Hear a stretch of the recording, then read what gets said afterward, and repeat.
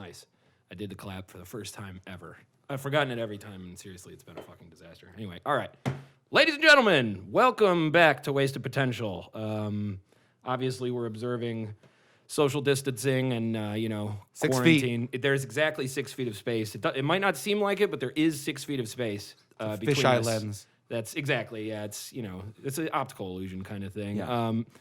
Hopefully, your quarantine and lockdown has been as awesome as it can be. Hopefully, you're taking advantage and not getting too bored watching all the shows, blah, blah, blah, blah, blah. Anyway, I am here with the man, the myth, the legend, Leo Christov Moore, right? Pronunciation right? Whoa. Yeah. Before this, we had a... Wait a minute. Yeah. This isn't going to work. It's going to be an issue, yeah. We had an idea to try and do the podcast with masks. Actually, it's not even the lack of ability to drink beer that I don't like. It's the breathing on myself. I drank a cup of coffee before this, and that's My breath is not great. Yeah, neither is mine. That's like basically what I'm It's learning. not bad, but it's not great. Well, cheers, man. It's nice to see another face, Indeed. other than the ones I've been locked up with. Hey, this one included. Look at that. Usually it takes at least a half hour for this guy to come disrupt the podcast. This time, the first 2 minutes, we hardly got the masks off. Here he is. Show your face, Josh Loney. Come on. Come on, talk to the penis. Yeah, talk into the penis. Come on over. You stay 6 feet away. I need a fork. Not going to be able to hear that, but good thing we got that in there. Essential, great. Excellent, yeah. Excellent. Well, shit. I don't want to talk too much about quarantine or anything because obviously it's a music podcast talking with musicians and whatnot, but for the sake of it, seeing as you're the first person I've really hung out with, aside from the people I'm forced to be locked down with, how the hell you doing, man?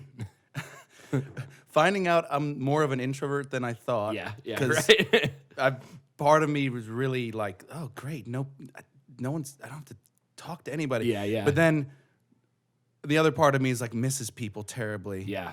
And then at this next stage, which is the other part of me is like, wait a minute, why am I talking to more people than I generally do? It's just every day it's Zoom meetings. People want to have a Zoom party and want people a house party. I'm like, because everyone's on the same footing now. No one is further away from me now because they're all just accessible via like instantaneous electronic communication. Yep. So I'm just like, yeah, I've almost been talking to too much people. I literally had to be like days where like I need a day to myself. Yeah, right. And it's quarantine. And I'm just like, why? How did this happen? How did this happen?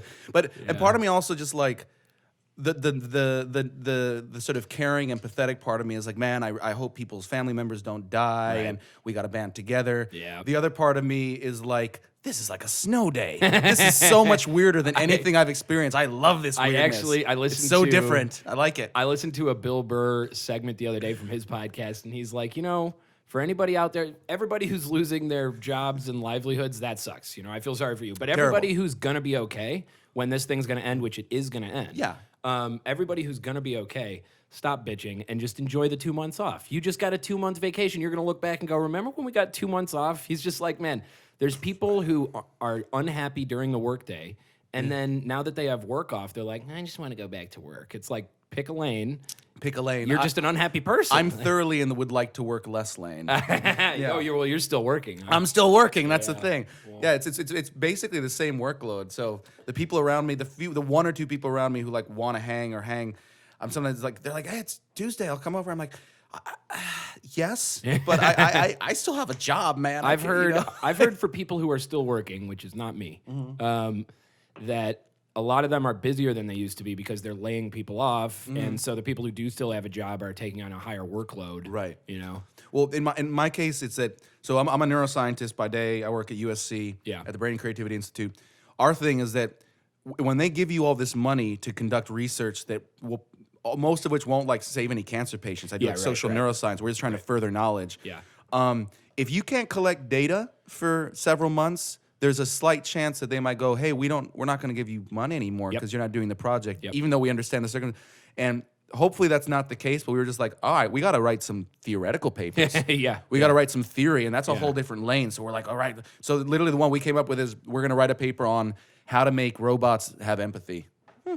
I mean, I'm interested in that. Right. That's fascinating. Because everything's focused on how to make AI smarter and more creative and dynamic. Right. And I'm like, without empathy, why does it care whether its most creative solution means kill all humans? Yeah, you so know, there's a lot of really there's a- intelligent humans and really creative humans who are sociopaths. Total, and they're not good. They're not. It's terrible. It's all that power put behind something that doesn't care about other people, and that's really bad. And actually, the subject of a paper I wrote as a college student that led to a lot of my work now on empathy is how speculating that like a much higher percentage of people than we think are sociopaths. Yeah. Because the only ones who get tested are the ones whose lives it affects. Yeah, It's kind of like if you think about how many people are alcoholics, the official rates don't include Yeah. all those thousands of people who are alcoholics, but they keep it under control. Well, most people are functional. I Yeah, mean, that's functional. who was saying this the other day. So the number of actual functioning sociopaths are probably the ones that run our country and our economy. Oh, if I'll be 100%. goddamn honest. Well, I was listening to, I think, Shapiro or something talking about the founding fathers knew that the only people who really run for government are ambitious, and they did not like the quality of ambition as it applied to people who run for government. do you remember the people in student government in any of the schools you went to? Yeah. They were douchebags. Yeah, as soon as they come up to talk to you, you're they're like, still oh god, douchebags, you're yeah. Yeah. And we all know we're all at some point. At this point, we're old enough that we know people from high school or middle school who went into government, and they're always the ones who you hoped would never go into government. It's just like the worst, dumbest motherfucker at my high school. Just the kind of kid who would talk shit to you until you beat him up, and then he'd call his brother. Yeah, right. That kind of asshole. Yeah. And would still keep doing it despite knowing he couldn't kick your ass. That kind of guy is now a part of local government in Oaxaca, 100%. Mexico, where I'm from. Yeah, it's kind of an oxymoron. You're from Mexico? I grew up in Mexico. Oh, really? Yeah. I was born in Nicaragua, lived in the States as a really young kid, and then when I hit like 8 or 9, we moved to like El Salvador, and then quickly moved to Mexico, and then I think where you are from age 11 to 20 is kind of where you grew up. In my opinion, Defines a lot of because it's where you become an individual. Yeah, absolutely. Yeah, Like I remember upstate New York, but I was a kid. My peers were my parents. And I just Yeah. wandered in the yard, and that was formative. But it's not the same as my first friends. How did my all first that sex. work? I mean, how did you moved around a lot then? We moved around a or- lot. Yeah. Military or- No. My parents are. My dad's like an artist, and my mom just kind of is just good with like managing like finances or like we have like a couple rental properties, and so she like handles that. Yeah. Because they were smart. It was just during a time where like the typical thing of buying a house in a spot that's not developed at all, cheap, and then it comes up because you're smart, and then you rent right. it. And so they both did things where they could move around, and they're just natural nomads because their parents, they grew up moving around too. We're not like we're nomad people through and through. Yeah. So I never lived in any place for more than 2 years except for Mexico. Okay, that's crazy. We always just move, and then Mexico, they're like, okay, we like it here. What kind of an artist is your dad? My dad is a painter, an oil painter, like the old school. He knows how to he builds the frame, stretches the canvas, preps the sweet. thing, mixes the proper. What's his name? When I we've never talked about this at length, really, I guess. But when I was doing some neuroscience studies as an undergraduate, No shit. yeah, mostly cognitive neuroscience stuff. But I was in a comparative neuroanatomy lab, which was not Oh, cool. not at all. What did up you study, my- or what was the? What, I how did that- I got a Bachelor of Science in Psychology and a philosophy degree. Very cool. Which is cool. I went to Michigan State, and they didn't have a neuroscience undergraduate major Same. at the time. Yeah, I'm technically psychology, but it was all neuroscience classes. Right, Yeah. exactly. So I had to take a lot of the hard science stuff, which again is not my forte. I did that because I wanted to challenge myself to do it. Also, it's super interesting. It trains your mind, man. Yeah, Like yeah. it's good. It's a really And, good. Everyone what's- should have a little bit of scientific training, even if you're not a scientist. It just trains your mind in a certain What's way. his name? The dude. He's got a Spanish name. He discovered maybe the synapse. Oh, he was the guy who did all the beautiful drawings. Ramon y Cajal? Ramon y Cajal, yeah. Okay, yeah. He wanted to be an artist at first, and And he was a really good artist. He was. His drawings are amazing. And I always found it really interesting because every year you can go to, there's like this neuroscience academic retreat meeting. I forget what it's called, but every year that they have it, they have an open jam. Like there's so many of these neuroscience. Is it Society for Neuroscience, like the big conference? It's a big conference. It's yeah. probably Society for Neuroscience. Okay, yeah. yeah. That's like the main. It's in November. It's Something like that. Yeah. And Oh, there's so always you, like you went as a high school student. That's awesome. no, undergraduate. Okay, you went as an undergrad. That's dope. Yeah. But they have like this jam like so many of these people are musicians and artists Yeah. and like.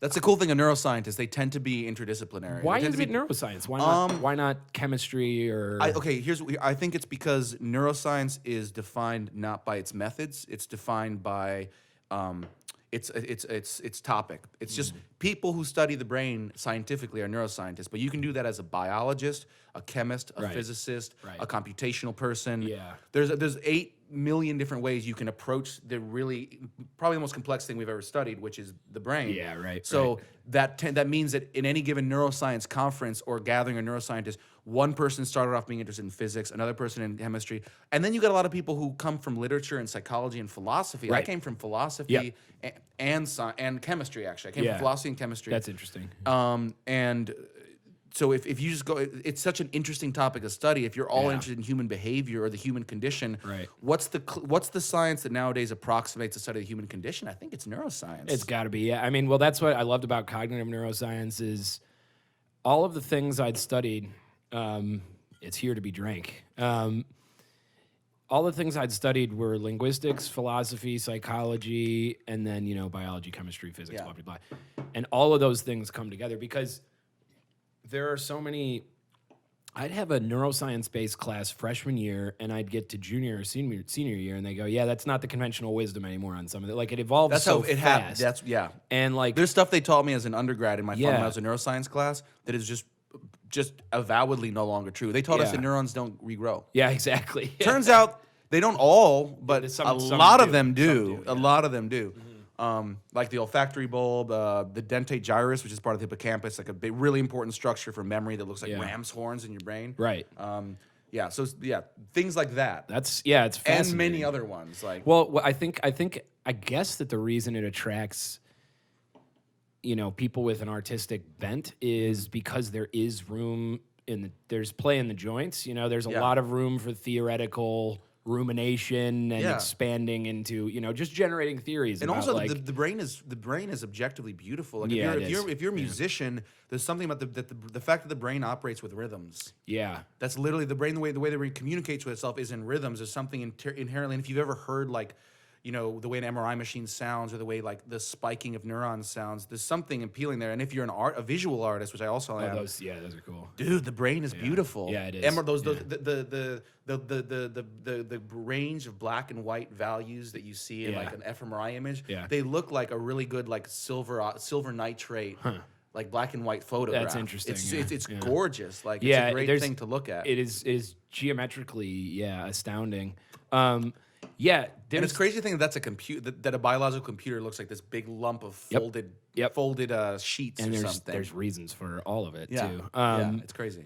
And a naturally involved computer. I mean, it's absolutely bananas. Insane. It's crazy. Yeah, and there's something really interesting too on the music topic. There was a book, and I cannot remember it. Maybe I can try to link to it or something. I'll get it somewhere. It was basically about.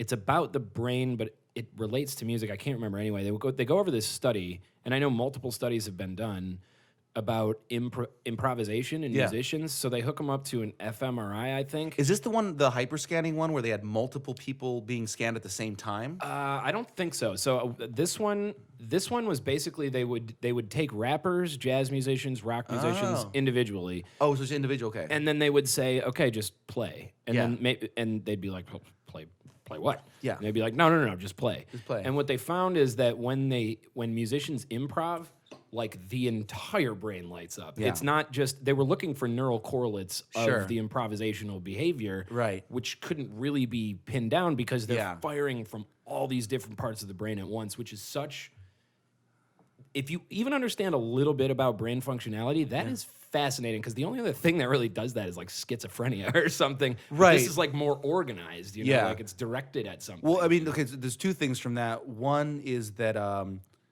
we've been a little bit misled because of the way we do the statistics on like fMRI and things like that. Yeah. And also the way we think about things that work, like cars and computers and stuff, is that we think about like, and that stupid meme of how we only use 10% of our brains, that thing. Is that like, I figured that out before I ever started. Like, that's dumb. We only use 10%. What is the other 90% doing? No, that makes Who no believed sense. that? Who believed that? Yeah. people who just hoped that they had unlocked potential and they weren't just losers. I don't know, fucking. No, you're just a loser. This is you. This is at just full capacity. This is you at full capacity. You just suck. You're just bad. You're dumb. Yeah. No, but so basically, all of the brain is active all the time, and some parts become more active because they're having to do more complex sort of patterns of signaling and stuff like that. But most of the brain is even if it's technically not in use, which it's not even clear if that's a thing. Yeah, right. Not in use actively in what you're doing right now, is still humming along. And usually the way it signals changes in information is by getting faster or slower, but it's not just stopped. Neurons aren't just sitting there I'm just waiting for something to do. It's Guess I'll wait for a neurotransmitter to come along. Yeah, exactly. No, the whole thing's like an orchestra that just Exactly. like a New Orleans orchestra that's just going along. And some Yeah. parts, it's okay, here's where the solo's happening. Everyone steps up, and Yeah, then you right. notice it more. But the whole Well, thing's and even in a going symphony, the whole time. in a symphony, even the players who aren't playing are still bobbing. Yeah, their they're bobbing head their and heads. following their That's the music. That's yeah. a great analogy. Yeah. And then the other thing I would say from that is that it's one of the reasons why music has been found to be so good for maintaining brain health. Yeah. Long into old age, and for renewing or engaging brain plasticity. One of the things. Yeah, I was going to say, isn't it good to prevent against Alzheimer's? Yeah. and Well, it's dementia? like latent. It's they're saying it's like late in life. If you want to keep your brain active and agile, one thing to do is learn a new language. Right. And that's cool. Yeah. Or learn an instrument. Yeah. Learn music, because music, especially when you get into it. She's going to be in here the whole time. Oh, I love black cats. She's now crawling around a skeleton, so that's perfect. Big fan of that kind of She's stuff. on every podcast, just by transitive property. We observe, and she's like, Yeah. that's how I get my message out there. Yeah, I love it. Is it music? I mean, music. I actually study another thing that engages most of the brain, which is empathy, because it involves memory and context, and But music is like that too, because when you're playing music, your emotions are engaged. Yeah. All your sensory motor stuff is engaged. Yeah. Even if you're not playing music, by the way. If you are listening to music, still the reason why it's so responding to engaging, part of you is part of the parts of your brain that are used to feel touch, Yeah. and to engage and do motor stuff are actually vicariously active just during that. And it's thought that that's you're interesting. internally simulating what's being played or what's being done, or it's probably more vague than that if you're not a musician. Yeah. But so your whole brain processes it because music came from something we used to do only live, which meant you're moving and you're listening and you're emoting and you're transmitting and you're reading the audience and you're reading of course it engages everything. Well, and why wouldn't there's it, a math to music too that I think Yeah. it goes underappreciated. That's part of what synchronizes. They actually did the whole. Exactly. It Yeah, that's what I'm synchronizes. getting at. Yeah, sorry, continue. 'cause No. I know it's the point you're getting at. This is great. No, yeah, and I don't want to go too far into synchronicity because that is above the pay grade of the average viewer of this podcast, which I don't know who the fuck you are, frankly. But, but it taps into all those things, and it still taps into cerebral cortex kind of functioning as well, because there is a logic that needs to be adhered to in music. I've been practicing modes and scales and Oh, cool. I need to get into modes. It's interesting. it's awesome is what Yeah. it is. It's really awesome, but it's also sort of perplexing because it's the same general notes. It's just they're applied in a different way. Yeah. And so when just to give a very dumbed down version of what modes are. Yeah. Modes are if you take the basic scales, the minor, the major, the harmonic minor, and instead of starting, because when you're doing a major and minor scale, you're doing one. If you're doing all the notes possible in Western music, you're doing 1, 4, 5, 7, 9, something like that. Yeah. And so that's a pattern. So that's 1 plus 3, 4, 4 plus 1, 5. But if you take the same major scale and just start your exactly. 1 the key root thing is on the 4. So the next note up it's going to do in a scale is just the half step thing. It's basically parsing these major scales and minor scales at different points, and that kind of is what makes modes, right? It's super interesting. And it's super weird. Yeah, apparently Radiohead, one of the things that gives them their sound is they tend to play in the key of G6. I'm just like, what? Yeah, okay. They play in the key of they play in the key of G6, and they'll do this certain, and they'll do a certain mode on the scale over that already slightly unconventional key. Yeah. And so it gives it that feel. That's interesting. Well, that's something that Because modes give feels, right? Exactly. That's kind of what they do. It's exactly. feels. Yeah, They're very hard to They define. change the feel of the song. Exactly. Yeah. Well, and if you're let's say you're playing blues, and like a lot of what I'll do is improv over blues jam tracks or blues songs. Yeah. And there are certain songs that call for like a Dorian mode inflection, which is, I forget, I don't know the actual theory behind it. I just know how to play it. And then the Aeolian inflection, and there's other ones that have the Mixolydian inflection, or maybe just the blues scale, which is actually a super reduced version of the pentatonic. You know? Yeah, and It's like a pentatonic, but it has the diminished sixth or the fifth. There's one little thing in it that's weird that gives you that sadness. And right? there's one note that's left out too. And like I just understood the application of Mixolydian too, and that one like blew my mind. It's so easy, and I've written songs in Mixolydian, and I just like so there's this jam track thing that I use all the time called Elevated Jam Tracks on YouTube. Never heard of it. He's got hundreds of videos. The biggest problem I have with jam tracks is usually that like the jam tracks themselves suck. They just are bad music quality. Yeah. Because it's someone in a bedroom who's just like, there's something to play along to. And it's like, that works. But like, I'd rather just play along to whatever's in my head. Yeah. But this Elevated Jam Tracks channel, it gives you the chart of the mode. Dope. Yeah, so you can look at it and reference while you're playing. And the jam tracks themselves are 10 minutes long. And they go through like verse, pre-chorus, chorus. And so you play with tension and release the whole time. Okay. Which like is extremely fun. And that's where like the math comes in, because when you hit the right note at the right time, and right is obviously subjective. Maybe you hit a blue note, maybe you hit a brown note, maybe you hit a note that you're like, ooh, that's funky, but ooh, that has a little bit of this, spicy to it. Like that shit is so cool. I like bands that will on the drop go to an interval that you were not expecting. Yeah, exactly. In fact, even one that's even a little dissonant. Yeah, well, that's where I'm learning the like I've been doing a ton of jamming in Dorian, and you want a little more? Yeah. It's mostly like if someone's jamming along in like boom da da da, and then they suddenly drop and go dun dun dun dun dun dun. Yeah. It's like, it's something like that, and I like that. Damn it, I had the band on the tip of my tongue that does that. Plague Vendor does that a little bit. Oh, okay, yeah. Plague Vendor's a little cool. bit. Plague Vendor's cool. Are they LA locals? Yeah, I think they are. Right? They're Aaron's favorite LA band. They're really cool. They are really you good. know what actually Their drew music me? doesn't vary that much, but I like it. It's kind of like Strokes. I'm like this. I know a Strokes song immediately, and I dig it. It's got a vibe. It's not my favorite thing in the world, but you know what got me was their videos. They're low budget as fuck, and they're so cool. Yeah, they're so cool. It's something to aspire to, because everyone is. A lot of people.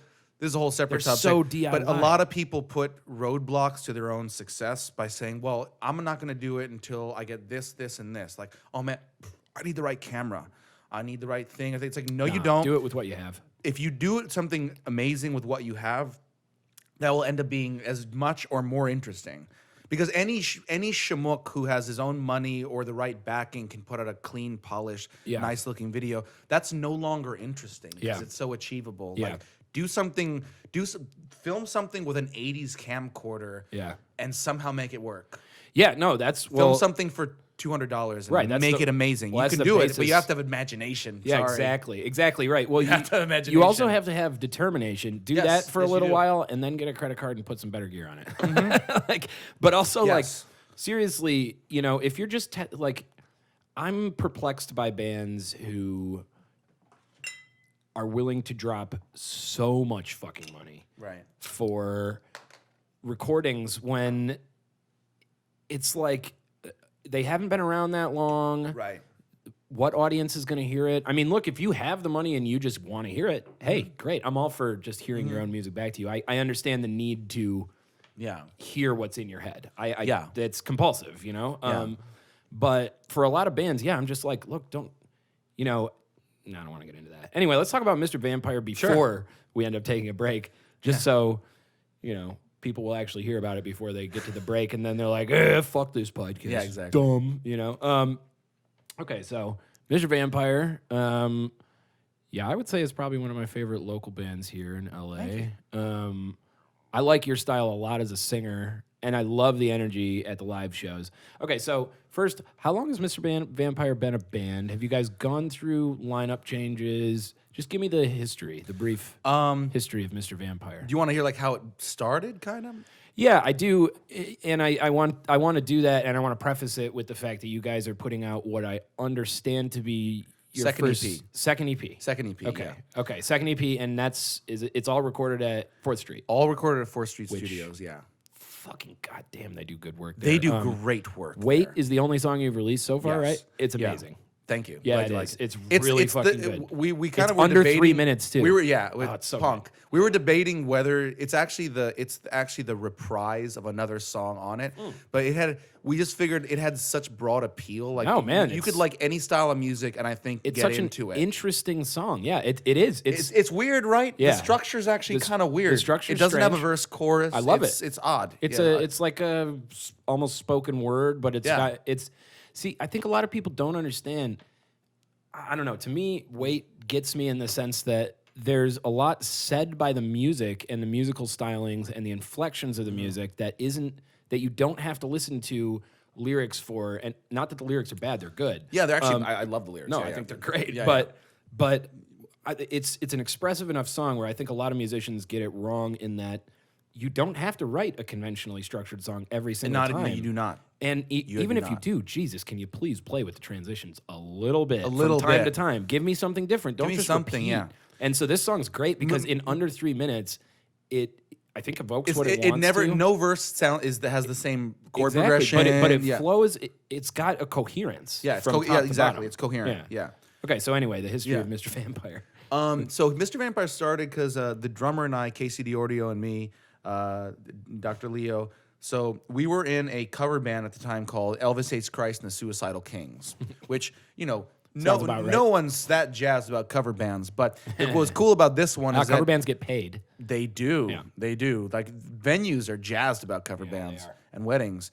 But so our whole thing was the lead singer was this guy Pete Sauber who was an Elvis impersonator. But his whole thing is he was like he's a member of Mensa. He's a genius. Oh, okay. I love talking to him because anything you're I just thought like, you were going to you're say like, he's a member of Mensa. He's pretentious. he's pretentious. Yeah. Well, he's actually oddly not pretentious for some being of a them aren't, genius. yeah. Yeah, a lot of them I just aren't. know If some you're of a member them. of that. I mean, I'm come just on. like, congrats, you have the IQ. Great. Yeah, great. I'm very proud of you. Yeah. I mean, I feel like if you're just smart enough, you're like, I don't want to be in a club that would have me as a that's- member. That's what I would think. If you're Yeah. that smart, you're just like, no. No. Yeah. But anyway, so he's crazy. That's probably because we're not that smart. Exactly. He's crazy smart though. He'll like, but that kind of thing where you're like, oh, your brain operates in a different way. Where you say dinosaurs, and he's like, did you know the Diplodocus? And you're Yeah, like, yeah, Whoa, yeah. whoa, Like, Jesus whoa, Christ, god okay. damn. Hey, look, Yeah, okay. like I'm smart, but I have a bad memory. So Yeah, if you yeah. just give me a topic, I can disentangle it real well. Yeah. But I don't remember things about everything. Yeah, You know, yeah. I don't remember a thing about things. So we were in this cover band, and it was basically like, long story short, How long ago? Probably 5 years ago. Okay. Yeah. Probably like So 5 years Mr. Vampire isn't that old. Rim's not that old. We're Okay. maybe 4 years old. Okay. I think. All right. Yeah. My sense of For my, some my sense reason- of time is not great. Well, especially in pandemic times. I Yeah. mean, as time doesn't. We're on Rona time now, baby. Damn, yeah, Rona. I love Rona. Rona. The nails. Yeah, Rona with the nails. What's up with the colored nails? You always have colored nails. Oh damn. Where'd that start? So colored nails. In high school, like a lot of people, I was like goth. And Were you goth? I was goth. Yeah. I guess I could see it. I could see it. Yeah, I could yeah. see it, It was okay. funny though, because at the time, what I listened to was like doo-wop. Like I loved the Platters and stuff. You were just a And weirdo. I was a You're weirdo. just you're that kind of weirdo. Though. Yeah. Like you're a type. You know? Doo-wop, Yeah. classical, and then like Lamb of God. Okay. You know, like yeah. So, yeah, you know, yeah. and, no, I you know, hung out with I hung out with Opeth, your ilk in high Therion. school, though I was not one of you. yeah. So I painted my nails black. Yeah.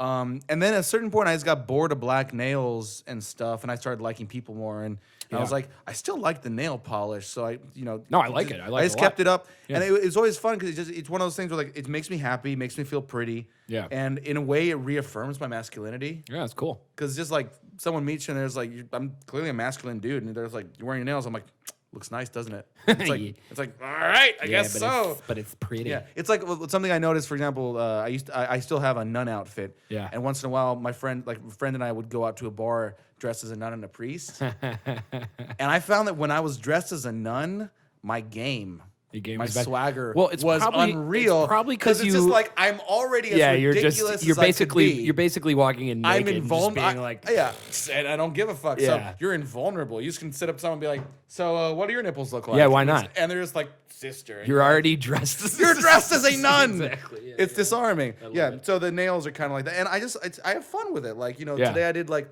I like it. purple, then blue, then red, and then here red, blue and purple. It's a very pretty pattern. Yeah. It's nice, right? So anyway, cover band. We were the band. If you ever wanted to see Elvis sing, like a really good Elvis, he has pipes, man. He's probably better singer than I am. Yeah. If you ever wanted to see Elvis sing "Creeping Death" by Metallica, we were the band to watch. I do want to see that, actually. We might do a reunion show at some point because I he's would back love in that. LA. We'll probably have them open for us, which is us opening for us. I was going to say, if I can be a part in facilitating Yeah. that, I'll do it. Oh, there's no facilitating there. He lives in LA. As soon as we can start playing shows again, Oh, my God. Yeah. you know. All right. Yeah, All right, but we'll get into all that shit afterwards. But yeah. tell me So about anyway, we were in that band, and that's how I learned rhythm electric guitar. The lead guitarist was this guy. How long have you been playing guitar?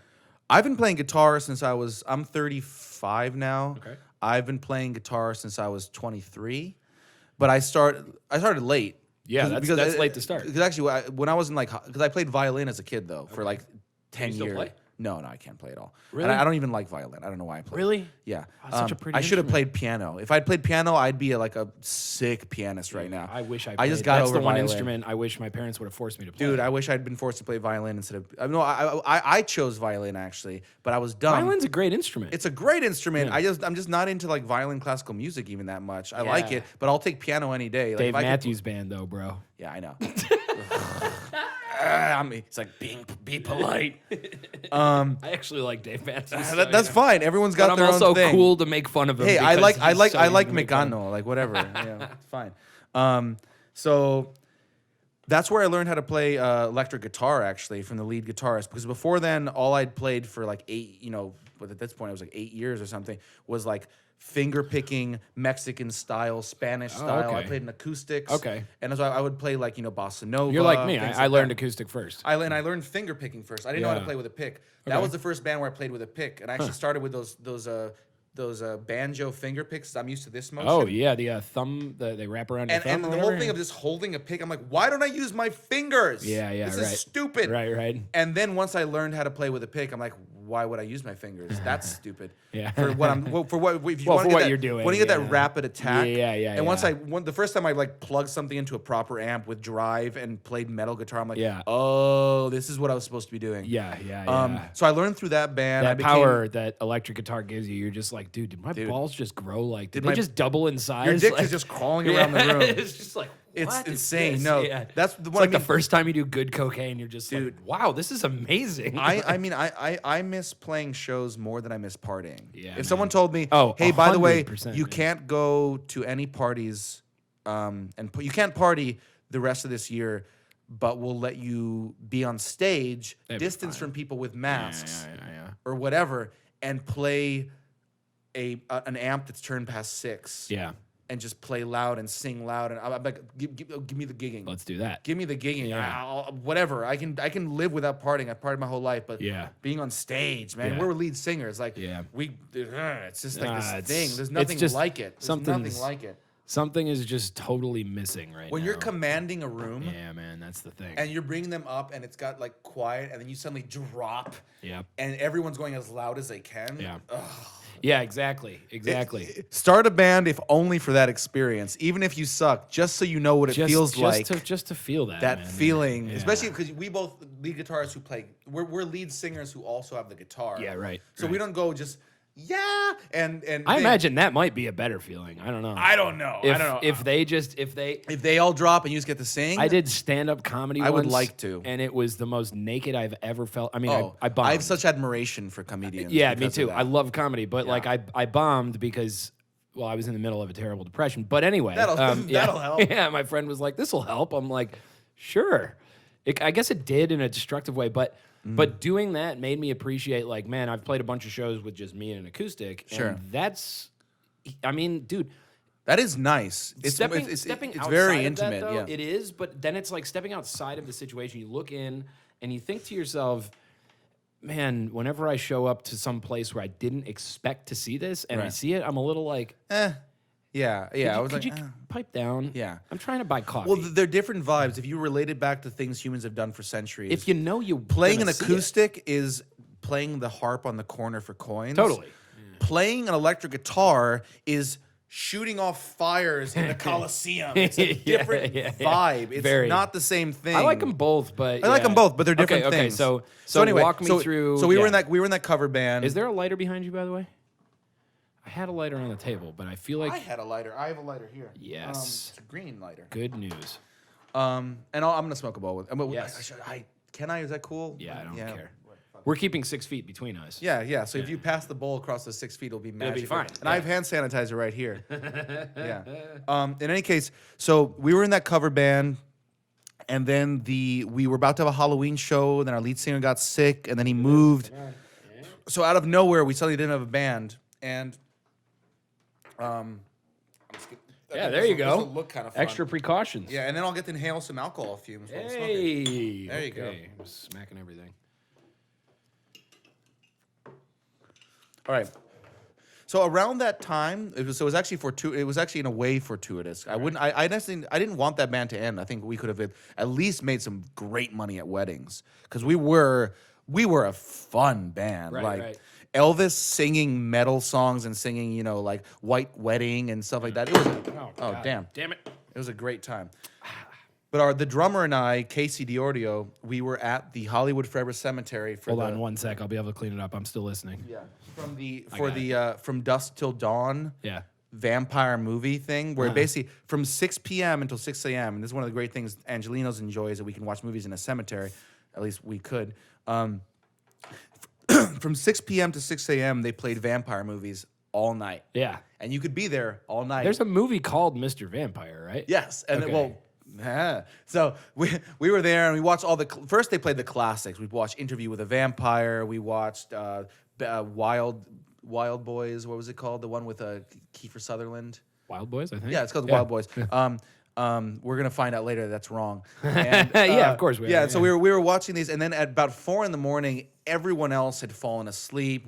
Two people took too many pills, and that was really funny. And so it was just me and the drummer, Casey. We were up because we're both nocturnal people, and we were just there, and it's like 4 a.m, and at this point they had stopped playing the audio from the movies because they were just playing like B-movie, lesbian, softcore, vampire stuff from Whatever, the 70s, yeah, like yeah. Trauma, just like awesome shit. Yeah. But not stuff where you want to hear the dialogue. And what they were playing underneath of it with like the dialogue off was just like growlers and cramps and like cool. just dark, groovy shit. And both of Yeah. us were just like, man, we should start we should do an original, man. Let's write our own music and do something that's kind of dark and I love groovy, but that has a sense of humor. But isn't so tongue in cheek that we're a joke band, but just kind of reflects like, death smiles at you. Yeah. That there's something always funny to darkness. Like that's why comedy's so dark. Like there's something about that we know that we're all gonna die. That the one human instinct is that we all lament it. The other human instinct is we all kind of go, it's funny. It's funny that we're all gonna die. People who just constantly are like, oh, that's dark. I don't like it. I'm like, it's dark. That's why I like it. That's why I like it. Yeah. Life is exactly. dark, 'Cause man. life is dark. Have Are you not noticed? Are you kidding? What kind of Yeah. life have you had that you haven't realized that this is like we're destined to So I'm suffer? gonna grab a like- towel. Keep walking me through. How does Mr. Vampire get Oh yeah. So from there to here? Oh yeah, so basically, at the time, I was still am living with our bassist Gene Ketcherside, and we just we started just loosely like writing stuff. But No. You're the guest. And what's funny is that at the time I had never written a song, I had never written lyrics, Okay. and so we were just and I just had How long did you? This how, was- how long did you play guitar without having written a song? all the time. I just liked to play it, and I would just jam, and I would play covers. But It's- I never wrote my own songs. It's only crazy because I learned how to play the guitar just to write my own songs. Isn't that weird? It's just a weird perspective. Yeah. Well, and I thought I would never. I didn't know that was among my skills. I was always just like, I've never written songs. I don't know. I've never wanted. It's not like I wasn't against it, but I was just like, I just like playing stuff and jamming around. Yeah. But I did always want to make music. That I remember it. Like I wanted to DJ at a certain point. I Yes. wanted this, and I used to jam. It's funny. The only what's it called? Hint that anyone could have ever gotten from looking at my life that I would eventually start writing songs like a lot now. Yeah. And I think pretty decent songs actually, which is weird. Was that in college I used to jam with people a lot, and I didn't even know how to play instruments. So I would literally like hit a drum or hit a fan or just randomly sing. and musicians that I knew liked to jam with me. Yeah. Because I just seemed to have ideas they liked. Yeah, they right, could right. follow. Yeah. But I couldn't play any instrument. And I was objectively a bad musician. and so I remember that. And I remember always wanting to have a band. That means you just have a good artistic intuition. Yeah, there's just something there. Yeah. Okay. And so anyway, we started just sort of jamming around and writing songs. And there was actually this one weird weekend where the four of us were together and hanging out for 4 days in a row before any of us had girlfriends, of course. 4 days in a row, just in the house, living together. Yeah, you don't get to hang out with your bros 4 days in a row. That's not happening. When you have a girlfriend. Yeah. For better or for worse. Yeah, it's just it's the both. reality. It's probably for better. It's both. Overall, it's probably for better. better. But so it's like a 4 day weekend. We were just getting drunk and blazed and hanging out in the living room and composing music. We composed like 6 songs in 4 awesome. days. Yeah. And 2 of those are on the EP. That's fucking great. And those just On came this out coming- of that on the coming yeah, EP? Those just came out of that weekend, and one of those songs was on the first EP, or is one of the, like we composed like What's half, the half first- of our initial material in that one weekend. Yeah. which is What's interesting. the first EP called? EP is just called Mr. Vampire. Oh, the first one's just self. First one's just self-titled because those were basically like How did you guys record that? so that one we recorded with our good friend Ryan. Why am I forgetting his last name? That's embarrassing. Yeah, Ryan Nelson. He's a good friend. He's a great friend. He actually came up to us after our first show, which was at my house, because we have a music studio that is like opens up and it's a garage, so you can like have live shows. Yeah. And our very first one, he came up after we were done. And no one knew us, especially me within my friend group. yeah, no one knew so- me as a musician. Yeah. They were just like, oh, I guess Leo has a band now. Apparently he has a And, band. and there were other people in the music group who had a band called President Jesus, which was actually pretty cool. I love that They were name. really good. Yeah, I think you guys would have got along. A lot of That's flag imagery also. It's a great name, yeah. And they were, and even they were just like, they had done their debut show at my place as well, and they were like, I guess Leo has a band now. I guess. I mean, Yeah. whatever. We've heard him jam a couple times, and he's a terrible guitarist, which is still true. And You're then not we terrible. played, and then we You're played a him- rhythm guitarist, And then, for yeah, sure. exactly. I'm a rhythm guitarist. I'm not a lead guitarist. And people got into it, and then afterwards, Ryan came up and he's like, "Listen, I have a sense of how you could sound. Okay. So I'd like to record with you guys when Yeah. you're ready. Yeah. Hit me up when you're ready." We didn't hit him up for another year, but Yeah. we remembered. We were like, we have songs now. They're pretty well rehearsed. We're getting a good response. We play 3 times. That was the thing. We lived together. Yeah. So we could rehearse 2-3 times a week, and that was the case for years and years and years. Right. So at a certain point, we were like, we're ready. And we were like, how should we record this? What should we do? And I was like, Ryan literally, I hadn't remembered that till that moment. Yeah. I was like, Ryan said we could record with him when we were ready. He would, and so we approached him. That's how we did the first EP. And it was the reason it was called Mr. Vampire is it was kind of a catch-all. It was the result of someone who had never written songs in their entire life, just writing like, hey, I'd like to write this kind of song. Yeah. So the songs in that are, one's called Shake, which is a fun song, I- and that one's like Bo Diddley on acid. I love that song, dude. It It's just like reminds me of it's just driving. Captain Commander Cody and the what's his name? Commander Cody and do you know that guy? Who's Commander Cody? Yeah, I will show you him. Have you seen Red Green on Canadian television? I know Red it. Green I Show? know it, but I have not seen it. But you would love. If she doesn't find you handsome, she better find you handy. But you would love Commander Cody. I'm forgetting it's Commander Cody and the something. It's a guy. Okay. It's a musician. It's sort of what's the word I'm looking for? I forget the genre description. It's like it's not bluegrassy. It's it's blues, but it's got Yeah. that exactly, yeah. that. Just really, but he like Oh, puts, Maybelline. yeah, exactly. Why but- can't you be true? but he puts Yeah. a bunch of like reverb and effects on stuff, so Sure. it's like acided out. It Oh, no. reminds me of Shake. Yeah, Shake is actually Shake is a Bo Diddley oh, dude, song. if we got a 2-for-1 on Yeah. this, I have never spilled a Not beverage yet. on a podcast before. If we did 2-in-1, that would be great. Well, it is that whole song. You know how that song originated? Yeah. This is how I used to write songs then, because I didn't know how to write Said you songs. must be drunk, boy. Shake that thing. Dang. I So love that our- song. our dude. bassist you need was- to re-record that song. By We the do, way. yeah, or at least remaster it. But Yeah, that might be I it. think remastering is a thing to do. Yeah. So our bassist was. I got a guy for you. Was I got a guy cool. for you that's cheap Oh, and cool. really good. Yeah. I've got a guy as well. We should let's talk after the Okay. thing. What's his so name? my First name? So Everin. Oh well, I got Grant. Oh, Oh, fascinating. Yes, Yeah. fascinating. So like our bass at the time. Were you was, trying to tell a story? Yes. Oh, are you sure? He was out front of the garage, and he was just doing this thing because we were all like high and stuff. And he's like, Yeah. He was like doing, oh, no, and I'm like, that stuff. Keep Dude, doing actually, that. that's cool. Yeah. Because there's something. Basically, what I saw in Shake, the origin of that was like there's this like primal humming Yeah, I love rhythm it. I that love is like it. the pulse of the universe. Yeah, It's like yeah, light. yeah. It's dum dum dum dum dum dum dum dum dum dum Yeah. dum dum. It's what keeps things moving. Yeah. And so I literally was like, keep doing that, and I got on the guitar and I wrote this riff that's really complicated. It's E. That's the It's blues. Yeah, you it's know? blues. I mean, yeah. And then it goes to A minor though. The thing is just Yeah, it holds on yeah, A minor yeah. and comes back. Never goes to the B. Right. Ah, Yeah. yeah, because we're different. That's still And- blues. Yeah, it's still blues though. Yeah. It's the structure. And there's that, and there's another, and so that's one type of song. And then there's another song called Yeah, which is I was like, I've never heard a metal song in 3/4. I'm gonna write a metal song in 3/4, and it was called Yeah. What's the one I texted you a while That's a good ago, one. and I was like, "Yo, I'm obsessed with this song." Oh man, Was it Dear to Me? Was like the softer one? no, Or was it's it a Maybe? heavier one. It's a heavier one. That's probably Yeah. I think it's Yeah. Or is it 888? Oh yeah. Yeah. dude, that's That song's heavy as Yeah. fuck. That's like, dude, that's an amazing song. That's a great song. Yeah, it's like an imperial march. Yeah. It's really like it's heavy.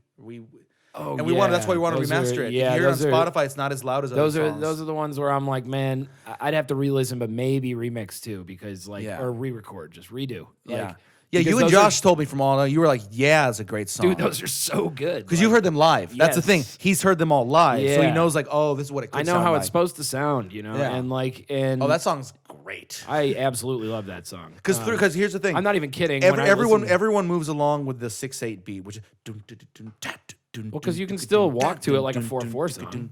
It's just in a 3 meter. Yeah. That's like James Brown. The reason why James Brown, Brain Jones, that's what I was about to say. The reason why James Brown hits so hard is he's got that, like, this is the man's world. There's something about that beat. So we were like, well, let's make a metal song. It's almost like a mix between a swing kind of waltz thing and a triplet. Yeah. One and three, two one, two. and Well, that's three why when and, it goes four. into the 1 and 2 and 3 into and the 4. solo and the bridge, it switches to boom boom boom boom. Yeah, boom, right, boom. right. That song's fucking bananas. Well, anyway, the new. I've only heard "Wake." Is that the only one that's done? I'll send you the full EP just to Please. check it out. Oh, please. Yeah. Is it mastered already? Oh yeah. It it's is, all, right? It's all done. Did they master it In at fact, 4th let's- Street? Do you want to hear it after we're done with this? I do, yeah. 'cause it's great. Yeah, I'm so happy absolutely with do. it. Yeah. And we- who mastered it? Who mastered it? Everin Groknar from Columbia So Records. your guy. Yeah, he's my Did he Everin- master the little Galaxy shit too? I don't know actually. I don't know who's. Everybody's mastered throwing everyone's around this stuff. guy from Capitol Records, and I'm like, who's this? Columbia. This guy's from Columbia. Columbia. Records. Never mind. Yeah, Columbia Records. Columbia Oh, Records. wait, is there Columbia Records? It maybe it's from. I think it's Capitol. I think it's Capitol. I don't know what Columbia Records is. Hi, I know about music. Hi, Yeah. my name's Leo. I live in and Los I'm Angeles, music. and I'm music. Yeah, yeah. But anyway, like we did our first EP, and that was kind of like a new songwriter. Uh-huh. Another thing, all the songs I usually provide the seed, not always. Yeah. But then, like, You're the main songwriter. I'm just not like I'm just not a good enough of a musician or experienced enough to write whole songs for the most part, except for like one. Our single, I wrote pretty much most of that. I would but like, bet but that the you other are. ones, like literally, like they're very much like what made them come together, as it usually is, Yeah. was all the different group effort and the coordination. And like me and Casey, who's like the drummer, we've probably, I'm not saying we're not like the main members, but we're the ones who at least like we're always on top of what's going on, including promotion. All the things that go on and actually running a band. Yeah, exactly. All the things that and- no one in a band wants to do. Yeah, that no one wants to do, but you got to do it. Yeah. And so like he's almost like he's like the musical director of the band. Yeah.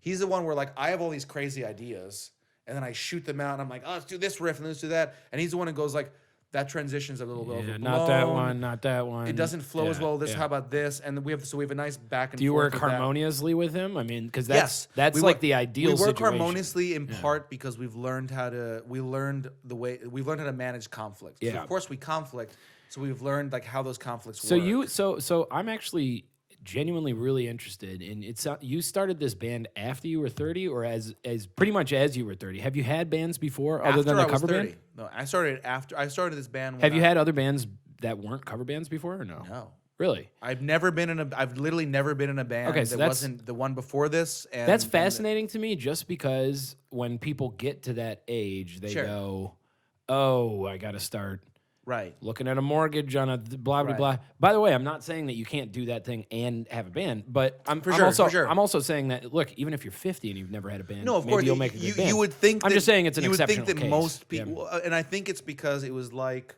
what What led you to that? If anything's at that time, instructive about this, your is whole that- life, did you want a band? Or- Yeah, I did. Okay. What's guess you said instructive that about before. it is like a lot of people, and this is what accounts for a lot of late stage careers. They go through life and they don't realize there was something they needed until they actually experience it. Oh, that's interesting. And I noticed as soon as I had a band, an original band, where we were writing the music and making it, I was like, oh, fuck me. I didn't know I needed this. Right. I just didn't know. No, Yeah. I wish someone had told me, yo, you like, because dude, When you say needed if I this, had, what do if I you- had bands since I was 14, Mike. if I had bands since I was if I was in a band since I was 14 or something, the way a lot of people are, like, I don't know if it'd be better. Maybe it'd be worse. I don't know. I think something could be said if I were to play devil's advocate, as I tend to. Yeah. Something could be said for if you have 30 years of pent up songwriting ideas that didn't know they were songwriting I mean, it's ideas. pretty. The batch of songs And that you you s- wrote for your first batch of songs, as a songwriter myself, I'm pretty envious. Those are the first 5 That's a songs I pretty ever good wrote. Attempt. It's not bad, right? No, like is They're a a little song, basic in some ways, but they've got good ideas behind them. dude. But like also the resources that you have around you, like what's cool about like the West Side thing, Yes. Oh, West Side all Revival. the friends and Shout whatnot. the fuck out. Like yeah. you got people who are good at a lot of different things. You know, Yeah. you got people who have studios. You got people who are really good. What's why it's guitarists, such a good drummers, self-sufficient blah, blah, blah. collective. It's just Yeah. like our whole thing now is like when this whole thing suspends and gets back, we're like, let's get the middlemen out of the way. Have the collectives of bands. I have a book feeling venues we're not going to and do wait. it. No, You know, I think I've seen articles. wait till we start doing some shows at this Yeah, place, the yeah, Red yeah. Rabbit Hole. I was going to say man. this. Oh man. Oh man. I really am stoked about that place, man. I'm doing a mural there. Do you want to just come and hang out so you Yes. can see it? Yes, I do. Because that place. When? It doesn't Probably, matter. it literally doesn't It matter. doesn't It's matter. quarantine. I'm Doesn't free. matter. Yeah. On the weekend, which is I'm any here. day, I'm here. Yeah, yeah. Probably the next 2 weeks. Yeah. Okay, yeah. Let me know, dude. Yeah. I would actually. I'm come by and fucking check it love to out. do that, Yeah, yeah. it's gonna be cool. I need to take a piss. Should we do an intermission here? We can do an intermission. Yeah, we're at about that time. Yeah. So stick around just because like we just put out a new song. And We're gonna it's play it, legitimately good, and I actually Yeah. want to talk to you about it. And we're gonna play it in the break. Oh yeah, we can play it at the break. Yeah. No, that's what I've been doing is fantastic. during the break, just kind of insert a song from the artist, which is cool. And typically, I ask the artist just what song do you want me to play, and I assume that one. I mean, here's the thing. Part of me wants to play the song that we just released, and we should. That's the right thing to do. But a little 2% part of me wants to play the song that we're releasing next. Oh, we could do that. I don't know. When are you releasing the next one? Probably like within a month. It's way heavier. Maybe I'll just play it for you guys later. This is going to and be then- on the Absurds channel, so I mean, for anybody who's a fan of the Absurd, they're going to go for the heavier stuff, probably. Shit. I mean, we can do both. I mean, Can we do both? Let's do both. I don't know if we can do both. Okay. Maybe I can end the episode with. End the episode with the new one so people I would stick love around. to like debut a song that is exclusively available. I won't even advertise it. I'll just like Don't hey, look- advertise it. Yeah, Yeah. exactly, because you guys haven't released. But like, hey, look, we got a. Yeah, because I assume Ooh, viewership a is low. little fortune cookie. Someone will come back to that. Someone will see this. My viewership later is than- high considering my expectations. Well, exactly, of course, yeah, and mine as well. I mean, I've been recording. We recorded the 5th episode of a podcast that no one has ever Okay, heard. so wait, before you take a piss and we take a break. Yes. Okay, can you sort of summarize the journey of Mr. Vampire? Up Yes. To this Yeah. point? Sorry. Yeah. Okay. No, So it's all good. So we had that first EP. Then we put out this single called "What's Missing," which was literally was written because I had been in a really bad mood for 2 weeks and I didn't understand why. And I literally started talking to myself, and I literally started saying these things like, "Dude, what are you missing? What do you need? Like, is it something you can touch? Is it something you need to fuck? Is it something you need to eat? Like, just talk to me, man. What do you need? Why are you in a bad mood? Everything's fine." Right. That turned into a song called "What's Missing," which became our next single. And then this album is the one that's kind of, I think, is like our first like real like mature work in any sense of the word. Boy, so far it because sounds good. Wait till you hear their next stuff. Fourth man. Street murders. Fourth dude. Street. So basically, what we decided was we're gonna do an album. We want to drop like upwards of $5,000 on it. We want to just do it proper. We want really good engineers. We want the best mics. We want the best studio. Right. We want to master it by someone who knows what they're doing. Just as an exercise, Make it even if sound it good. doesn't mean Yeah. that all of our shit's gonna be like that, but Right. we want to do something because we also had a series of songs that we noticed had a central vibe. Yep. It was an unconscious one. We didn't realize that this would have been going on, but something about the sort of almost apocalyptic. Basically, we're in this era where it seems like every month there's like a world-ending scenario on the horizon, and simultaneously, people are more blasé about life in general than they've ever been. And it's that combination. It's like we're these hairless apes on a beach drinking margaritas and eating popcorn, and there's a mushroom cloud in the horizon, and everyone's just having a great time. Which is basically the cover for your EP, isn't it? It is, and that's the vibe. So Which is going to be called what? Fantastico. Cool. Okay. I Yeah. love that. Yeah. Because it's both like fantastic. It's also all the old islands where they would drop atom bombs on always have like Quantico, like they have these Quanticos. They should. But like no, but that something about it fantastico is just like I like that. I and think it's very much the whole inspiration for it is Doctor Strangelove and like an era kind of like ours in which everyone was Just looking- simultaneously being gleeful and doing this very like escapist entertainment, Yeah. but at the same time we're all vividly aware of all times of like that then it was the Russians are going to nuke us all. If anything, it was crazier because they were like they basically thought and they were doing drills in school as if like another country is going to drop nuclear bombs on us, Yep. which is not remotely close to anything right now. No, it's just now another country might be trying to kill us with an invisible virus. Exactly. Yeah. But the point. No, well, I completely agree with you. Climate change. that and was just a like dick the thing for me to say. No, it's true though. It is, and the yeah. slide into authoritarianism and all this thing. Like Yeah. there is some really gnarly stuff going Yeah, on right absolutely. now. Yeah.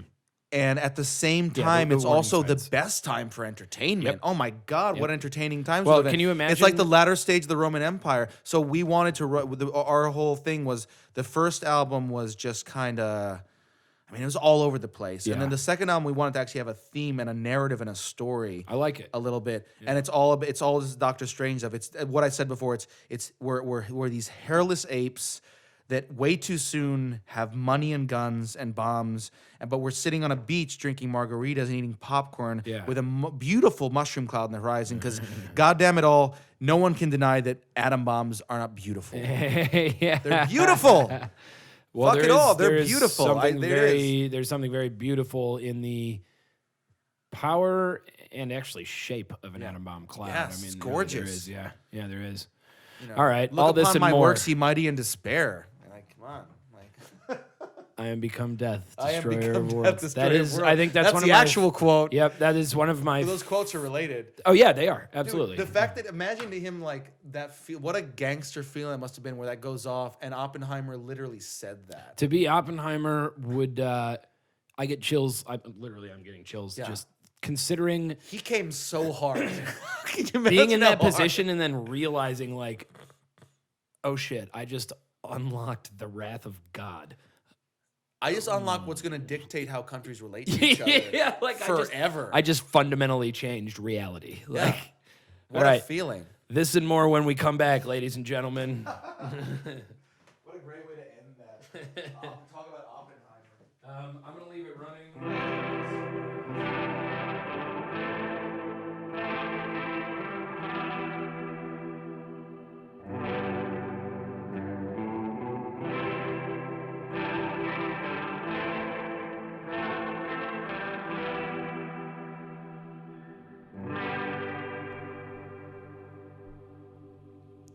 Wait, don't do this.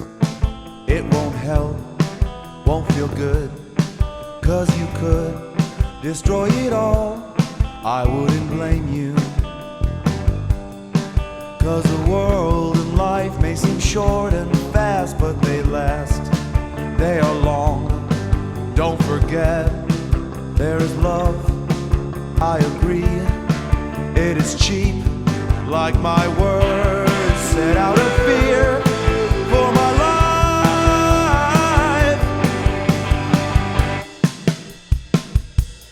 You could do other things, take a break, think on your death. It's a rule, sacrosanct, it might please you.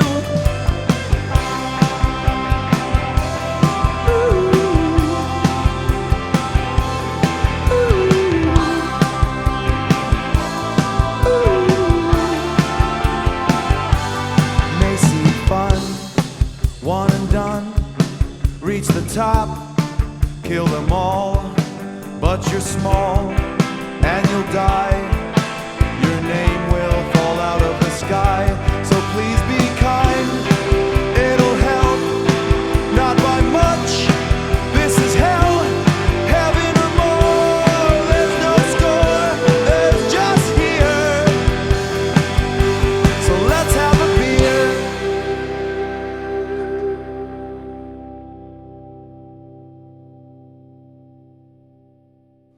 All right, well, let's we're back, baby. That's how we do it, ladies and gentlemen. I would love to show you that. Oh, I showed you the heavier song, right? Lata.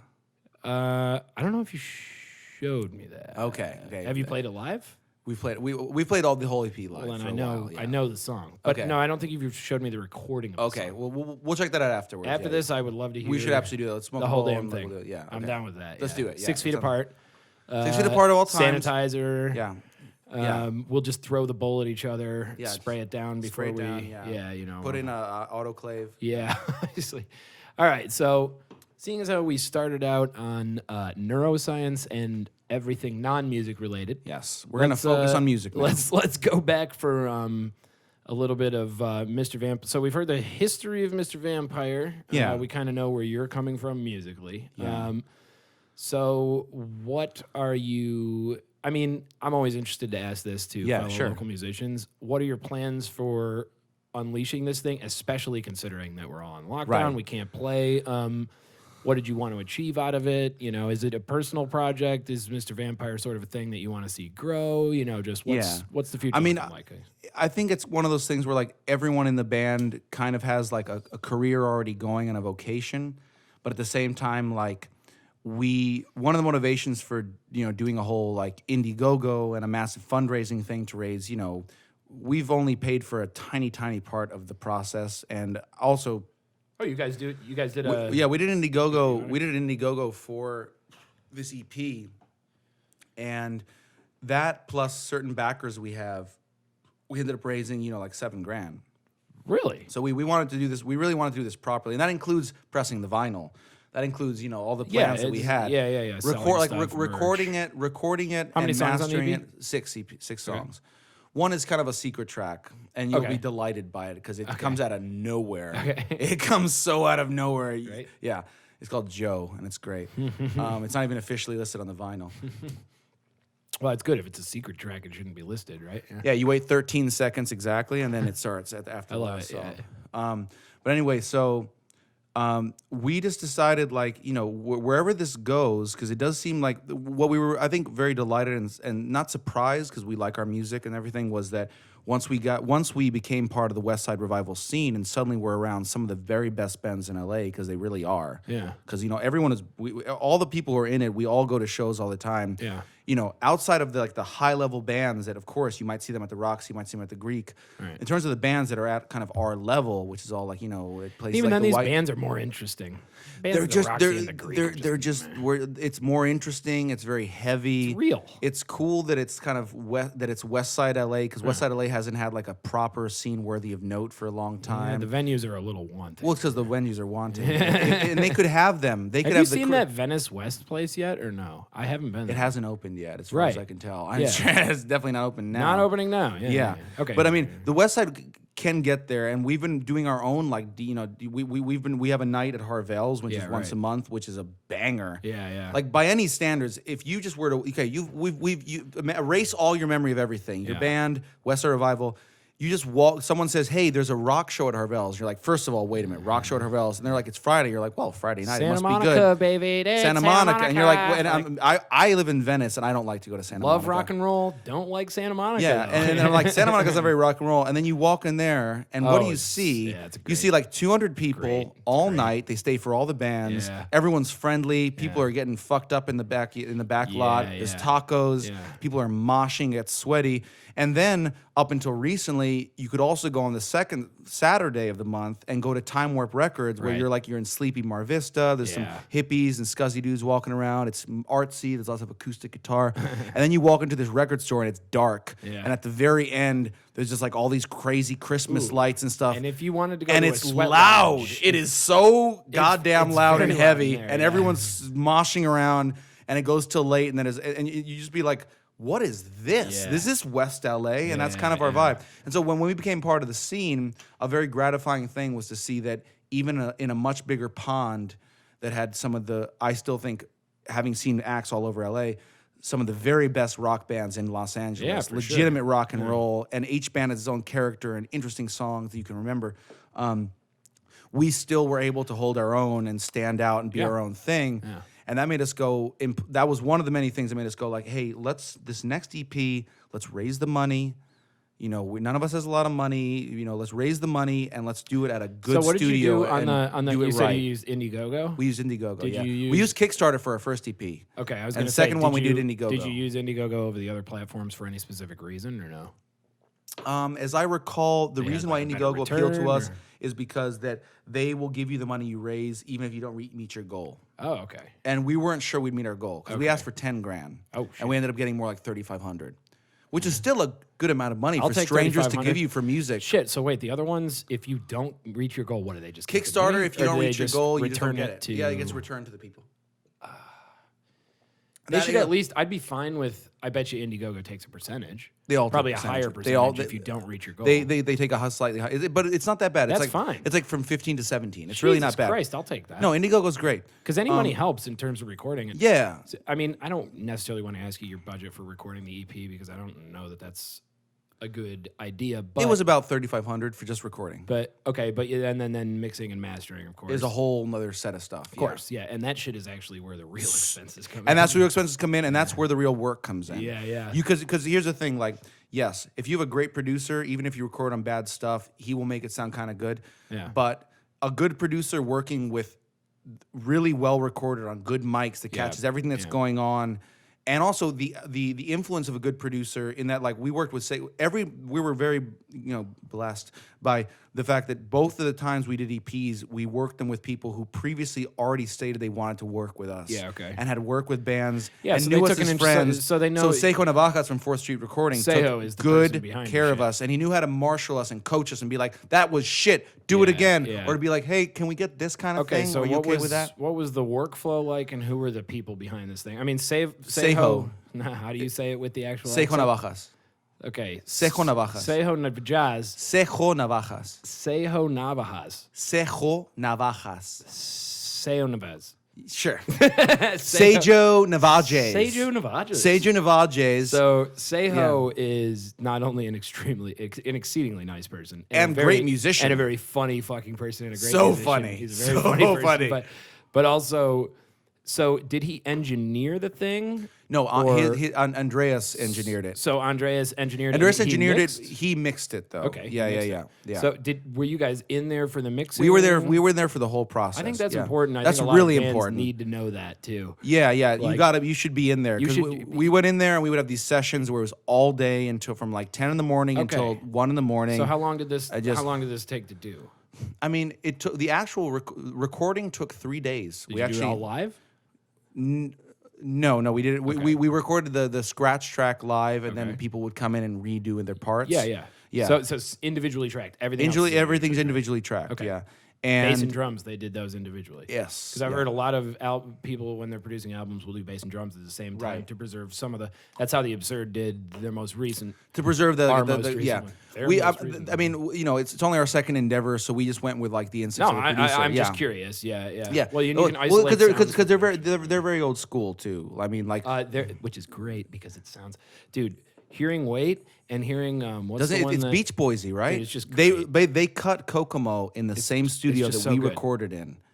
What was the other? It's a very unassuming studio too. You walk Very in, unassuming. and it's like, okay, this is nice. There's a bodega kind of thing in the front, and then you see there's the albums on actual, the wall and then that you are, see like, the room, and you're like, flat in oh, the- Incubus recorded Dude, their first 2 albums the there. live room at 4th No Street. doubt recorded Tragic Kingdom Dude, there. You walk in, and without being told any of this, you're just kind of like, you can feel kind of the because spirits. you can see you the know? surfaces of the wall are Yeah, made a certain yeah. way. The ceiling, the way it's built. You walk in, the way your voice sounds. You're like, oh, The way this the place room was is made treated, for sound. man. Yeah, you clap in the middle of the room. I love that. Walking into a Yeah. studio and just And it's not just that going, it's treated; it's almost like the way a good cast iron pan is only good after it's been used to cook. Gotta like wear it 1,000 in, baby. steaks. Yeah. The studio walks in, you're like, oh, people have made things here. Yeah, it's got that Absolutely. vibe, and then the control room too is dark, and there's Yeah, like one, and it's couch, like a just proper API. It's all analog. It's wonderful. It's amazing. It's wonderful. in there. Well, I'm stoked to hear this, Dude, shit, and man. I can't wait.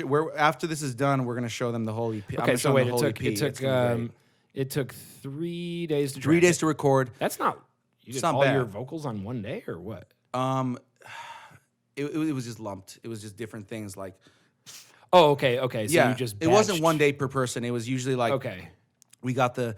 Oh, that's a bitch for a producer too, because he's got to move all the mics around. And, It was a lot of work because he knew our budget, Yep. and he still gave us a really good deal. Well, and he's trying to. He's a workhorse, man. I mean, he's Yeah. Seho. The more I hear the things that he's produced, I'm like, all right, They man. sound I do. legit. Yeah. Yeah, it's legit. By the and- way, and- the cat is now using the shirt that I'm going to give you That's as fine. her bed. That's fine. So, I live with cats. It's fine. I'm you? allergic to cats, but I live with cats. oh, that's Yeah. nice. We have 4 cats. God, we got a 3. lot. Yeah, Yeah, it's a lot. I'm thinking about getting another one That's cool. because I want more cats than my friends. Yeah, more cats and friends. Like I'm gonna have to get 2 now that I know you have 4. God damn it. Yeah, no, and then it was more like mixing and recording took longer because Yeah, it so what was the ba- process there? Because I'm it was actually- I'm then really like interested in that. then like basically, but once we recorded it, and then we did like one more half day to get the last bits of things we needed. Okay. Then Andreas basically did the first like engineering mixing. He equalized everything. He got it so there was. He did like when you first receive a manuscript and you go through and edit all the obvious stuff, and then you send it to the main authors to polish the final bits, make sure it's how they want. Okay. So he did that whole thing. That was the Who's process. this? Who's this? This is Andreas. Andreas I for forget- engineering. He did. Yeah, Andreas from he's in multiple bands. Little Galaxies. Little mostly, Galaxies, yeah, and but also Plays in- bass in Little Galaxies. Yeah. Yeah, he's in other ones too. But Andreas Vikinger, I think. What's his last name? It's Svingi. It's a very Viking name. he's not in Vikingo, is he? Is he in that? Yeah, one? he's in Vikingo. Is he? And he's a Viking. And he's a Viking. And he's a Viking. Yeah. Man, Vikingo has that song, One Horse Town, One Man Town, One Horse Town. Oh, I'm living in a one horse town. It's a dynamite song, dude. And they produce I'm not remembering it now, even though I love Vikingo. Yeah, they're cool. Even But though anyway, I- so that he mixed it, and then he did the main stuff, like the broad stuff, and then Seiko. We sat down with Seiko and him to do like one all day session that was just mixing, okay. and like all day. I mean, like 10 in the morning until 2 in the Right, morning. real marathon kind of day, yeah. Just, and we mixed and we did the whole thing. And then what's taken the longest time is that figuring out how to master it, getting the funds, because we said always the thing, it was like we don't want to use our own money as much as possible Yeah. to do this. So No, that's smart. We found we found backers who liked the band enough. What and kind of were- backers did you find? I mean, you don't have to name specific names if you don't One want of to. them is actually my best friend actually. Oh, One of shit. my best friend. He's someone I've known since college. We literally met when we were both like 17 and 18. Okay. I've known him since college at Duke back in North Carolina, and he happened to move to LA. And I didn't find out till he lived here for 2 years that he actually lived like 4 blocks from me. No shit. Literally, he'd been here for 2 years. And then one mutual friend said like, "Hey, I'm moving to LA. You guys want to hang out?" And Paul and I were, and his name is Paul. Yeah, we're both like, "Why the fuck are you in this email chain?" Because the last time we hung out was like summer in Durham, North Carolina. Yeah, yeah. And he was the only dude I knew in a house of absolute beer drinkers, Long ago, where we yeah. could drink on a southern. We would drink on the porch for like 13 hours straight. Oh, you're living in North Carolina. Yeah, and we would just Actually, if drink you're not and doing drink. that, technically it's a sin. It's a sin, yeah. Yeah. So we would just drink on and that was the last time I saw him, and he's a really smart person. Yeah. I mean, it's Duke, like, I mean, smart, and he had the same scholarship that I had, like a full ride scholarship at Duke University. For lacrosse or something else? No, for Because if it was intellectual. lacrosse, I would say not smart. Yeah, not smart. No, he had the same one I did, Kinda which was just rapey. like yeah, exactly. He got in for grades and shit. No, he was really smart dude. He's now like a really high level corporate lawyer, but he works from home and has long hair and a beard and looks like a homeless man. Only he lives in a beautiful house in Venice, which he owns. Oh, yeah, wow. The dude makes money. Anyway, How the hell so, do you own a house in Venice? Right Now. I know that you have to be really smart and really successful. That's $1 million minimum. Right. So anyway, this guy who makes a lot of money, who's like who's my best friend, he's been a major backer, and his only stipulation was that I need you to record Joe, which you'll hear. It's the last song. Yeah, okay. I need you to record Joe because it's my favorite song ever, and I want it on a vinyl that just plays Joe on repeat, both sides. And I'm gonna get a vinyl player, which I don't have, in order that my one vinyl is this one song on repeat, because that's the kind of crazy fucker he is. I love this guy, and I don't know him. I can't wait for you to meet him. He's my best friend. That is wonderful. He's like a combination of. That's also like, think about this: like, take a genius, but make them a dirtbag. So he's a genius dirtbag. Bukowski? Yeah. He's a genius dirtbag Hunter S. Thompson? without as much misogyny. Right. He's a genius dirtbag. Okay, And so So anyway, he's been one of the main backers. Also, this other guy, Anthony, who comes to a lot of West Side Revival Yeah. shows. He's an architect. Yeah. He's also put some money towards the vinyl. And it's just like, I'm very grateful to all the people who, like, sincerely, including like a lot of West Side Revival folks. We had a fundraiser, which was mostly to cover just the initial mixing, because that costs a lot of money. Yeah, mixing is not cheap. You know, especially if you're doing it on an analog board, man. These Yeah, guys dude, gotta no, take time to do that. Yeah, no, the whole process ended up taking like, $6-7 grand. And that's the thing, like, I'm really hoping everyone Including listens- mastering? No, the mastering was another part of that. Yeah, dude, it ended up being like the whole album total cost like 65-7 grand. 65? 6,500. Oh, okay. 7 grand. I was like, holy shit. 6,500, 7 grand. 65 Oh, I grand? mean, no, that would mean you're Beyonce. Or something. I'm like, yo, bro, I But, can get but you a basically, great album for way less. Our point was like we arrived at a point where I had written enough. We had written enough songs that the songs were starting to get more mature. They started to have a theme that was kind of dystopian and fun. And we're like, let's do a proper EP. And just for fun, even if later on we do tracks, just like combining, maybe just recording in a studio and then producing with friends. Yeah. Let's do one as if we were a real band. Proper. Do it proper. Every single stage, let's do it with professionals who know what they're doing at the highest levels, and do it proper and see what that sounds like. And let's try to, and this was during my sort of, in terms of songwriting, because I write the seeds. I don't write the songs. I write just the starters of the songs. Do you write the lyrics? I write the lyrics. Oh, I write all the lyrics. Okay. That's one thing. So do you write the lyrics to formed songs? You don't actually write the songs as you're writing the lyrics. I write a lot of, but not all of, like the starting riff, the vibe. I write that, and it's usually disorganized and it's chaotic mess, and then everyone helps me, like, we all kind of put it together and then add new parts. And like our new lead guitarist, Sean, well, he's not new, he's been here for 3 years. I was gonna say, Sean I've known that guy for a Sean minute. Poindexter. Yeah.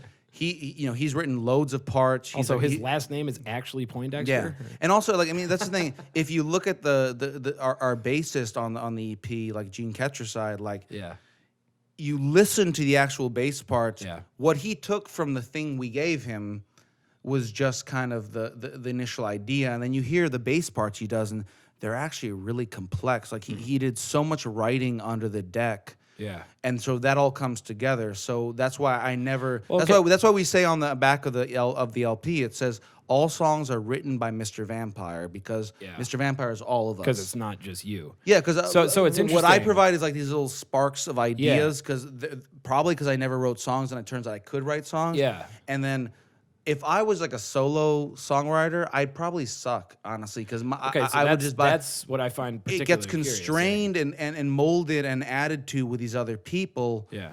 And then they become the real songs, and those are actually like legitimately good and interesting songs. So that's because they've gone through these filters. That's what I find interesting. Is I'm not one of those like Tom Waits style people who can just Well, it's they not write even the whole that. song I mean, themselves. I think in certain bands, actually, probably if I had to guess, in most bands, yeah. there's a songwriter, but it doesn't mean that, like, for instance, in It doesn't my mean band, you write the whole song. Yeah, it exactly. just means you're the song initiator. or you're the manager, effectively. Yeah, you're the manager. know, yeah. yeah. You're like, I have the kind of idea for what this should be. Yeah, And when- here are some initial things. exactly, yeah. So, well, but for me, like, there are songs like, And it probably works if that's the lead singer, because yeah, it feels well, weird that's to be the a- person writing the lyrics too. You know, And it's funny because like then you have some. I want to get back to this, but like yeah. it's funny. One of the rare cases of a band that operates differently like this is like Tool. I think is really interesting because like part of me wishes I could be Maynard as much as that's a challenge. In that the band writes a song and they're like, now put some lyrics on this. You know, like almost like a rapper where you're like, ooh, I would like that. That's not the case. I love that restriction. Yeah. I love the idea of that restriction. I love the idea of that restriction. I would love that, but as it turns out, the way I generally write, and this might sound weird to some people, and Sounds it's weird to me. That's why I'm. the way I tend to write songs, or the way we tend to write songs, is usually like I will get a musical idea first, a riff or a progression, and I like it. And it's on guitar, and I'm like, I'm thinking about this the next day. I like this. Something about it catches me. And then once that's solidified enough, usually with the help of other people or by myself, then I will write just words that sound good in that. And I'm usually not thinking about a meaning. I rarely do, sort of actually. stream of consciousness, And then automatic writing after kind the of shit. fact, once it started to reach a solidified stage, then that's the only time when I now realize, oh, that's what that was about. Yes. Ooh, I do Oh, that. I do that with songs all the that's time. what that song Yeah, was you more, you about. good? Because the thing is, like, here's something I would counsel to anyone who's thinking about songwriting. Don't think about like, hey, let me think about what song I would like to write. No, just take some music and write some words that fit that music. Yeah. And because of the way the brain and the unconscious works, particularly if you're someone who thinks about things a lot and is interested in a lot of things, which is why you should read and be interested in a lot of things so your brain has more fertile terrain to draw from. If you just take words that you think sound good and phrases, especially phrases, if you can find a good line, what songs haven't been built on one good line where you're like, oh, that's the one, that's the line that Some of defines my, it. Like in Shake, we have this one line during one of the breaks where it goes like, I said, it's like a, so that the whole verse goes, damn, I'm forgetting the verse of my own song. dude, I forget my own lyrics. So all wait, the right. So time. here's so this is a verse where like the guitar cuts out, so it's very distinct. And it goes, so I was in the bushes eating cake, Johnny Cash, for I saw no blessed bodies round, and lo, I knew when I heard that fateful sound, it was too late. I was in the ground. And there's this voice that comes out at every chorus that says, it's like the voice of God or the voice of everything, which goes like, they said, you ain't dead yet, boy. Shake that thing. Yeah. So and that just came up from what I thought would sound good. It just came out of me, and it just comes out. And then after the fact, when I listened to the whole song, I listened to it back as a stranger, and I listened to it and I was like, oh, this song is about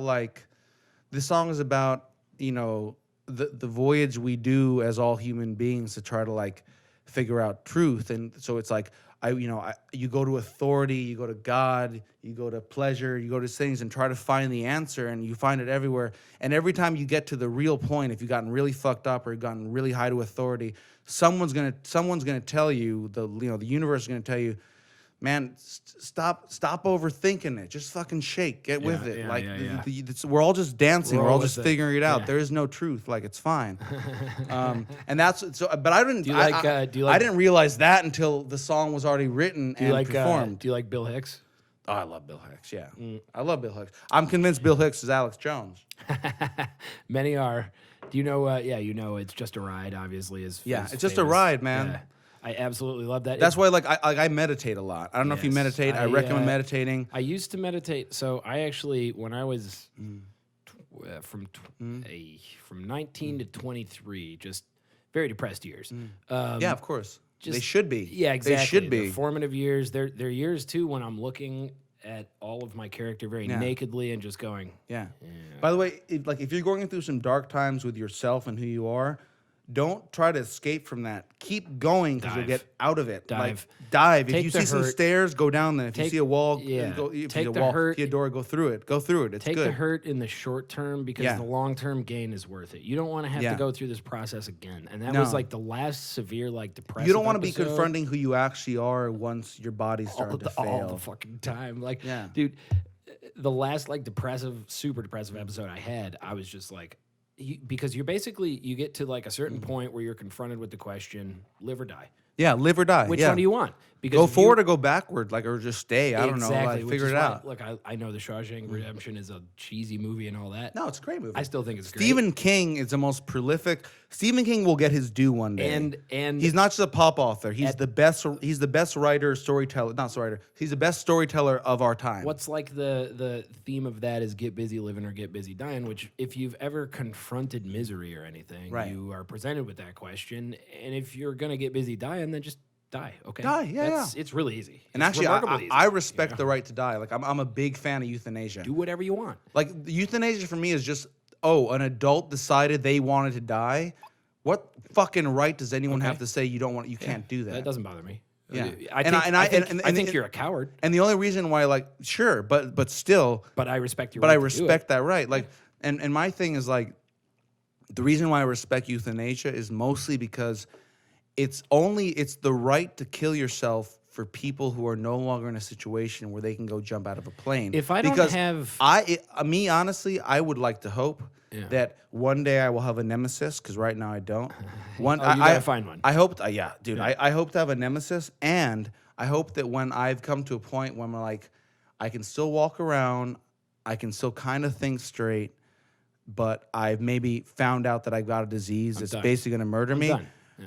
I'm not going to try to prolong my life indefinitely. I'm going to get my funeral in order. I'm going to get the caterer. I want to get it all set up. So as soon as I die, a series of events are engaged where my family does not have to worry, doesn't have to spend money. And there's a party invite that's sent out that everyone knows they have to go to. It's all booked by me. It's all Alright, stop arranged by some kind me. of things ever. And I want to throw them a good party.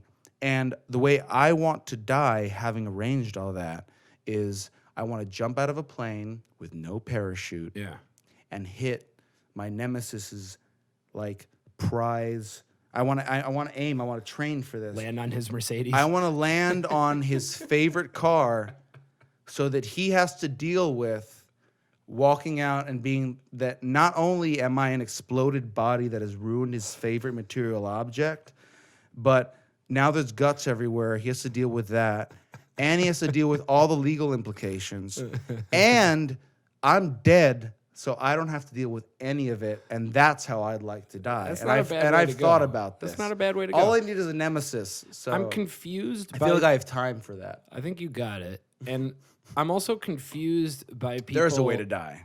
I'm confused by people who haven't thought about how Hmm. they want to die, and I'm confused by people who haven't thought about death, and I'm bored by people's music who have never had to confront the topic. Hmm. Yeah, there's a correlation there. Like really, I just Yeah.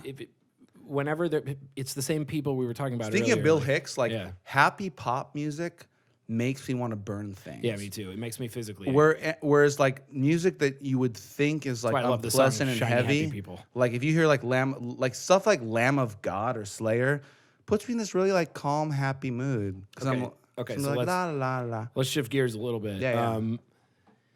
So obviously, the talk among musicians. I had a buddy from a very active touring band who was just like, dude, what do you think? Are we, like, are musicians fucked? There was that article that went around a little while ago that said no live music until 2021. Turns out it was some rogue blogger from somewhere, and Garcetti said it or whatever. It usually is. My main counsel to Right. people in this time is when you hear something, wait 3 days before you react to it. definitely. Because like it just changes quick. It changes quick, and like I've gotten very frustrated by friends of mine who are more in like a libertarian vein, Yeah. who are like, well, they said it was gonna be 100,000 dead, now it's 60,000. I'm like, well, yeah, man, the model has changed, and honestly, I think Yeah. I honestly think most of the people involved in this are doing their best. Like, even the people who are, it's kind of like you can be doing the right thing for the wrong reasons. You can do the wrong thing for the right reasons. Yeah. A lot of officials right now maybe, and we might be wrong. That's the thing. Always admit you might be wrong, and wait until it's done. But like after this blows over, we may see like, hey, in retrospect, some of these people went too far and did the wrong thing for the right reason. And I think most people are doing the thing for the right Yeah, reason. the road to hell is paved with good intentions. Right. Well, then and that's just how something we have to accept. Yeah, but yeah, not, absolutely. But I'm going in a not different But not direction. attribute malice. I'm going in a different But then direction. there's the other side of it, which is people do the right thing for the wrong reasons. Mm-hmm. There are a lot of dumb people who actually believe things that I think have merit, but they believe them for emotional reasons. They haven't thought them through. 100%. And I think it goes both ways. But anyway, what were you trying to? So I'm going in the direction of,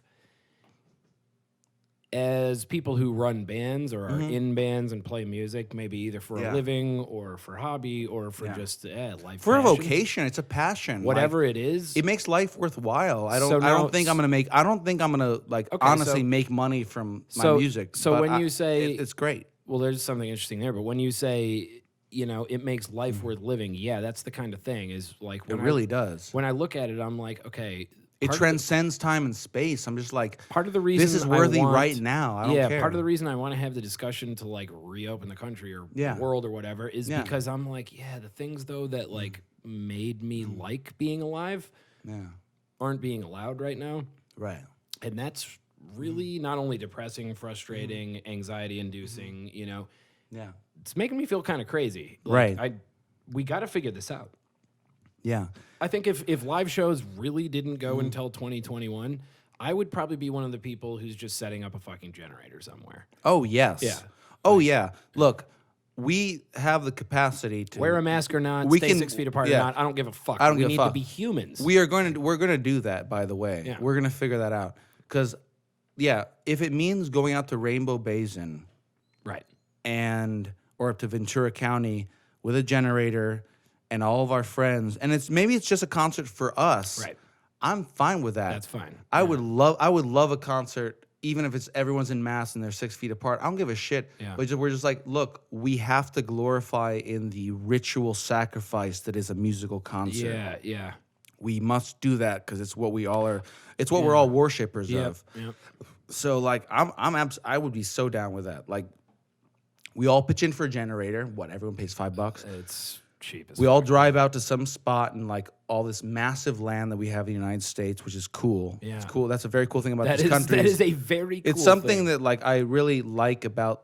There's something about the American character that's formed by the fact there's so much fucking land, man. Yeah. Like, and it's so hard to get from one place to another. Yeah, true. But like, yes, let's go out to Rainbow Basin with a generator and have a like 10-band lineup, Yeah. and only maybe like a 30-person audience, half of which is the bands.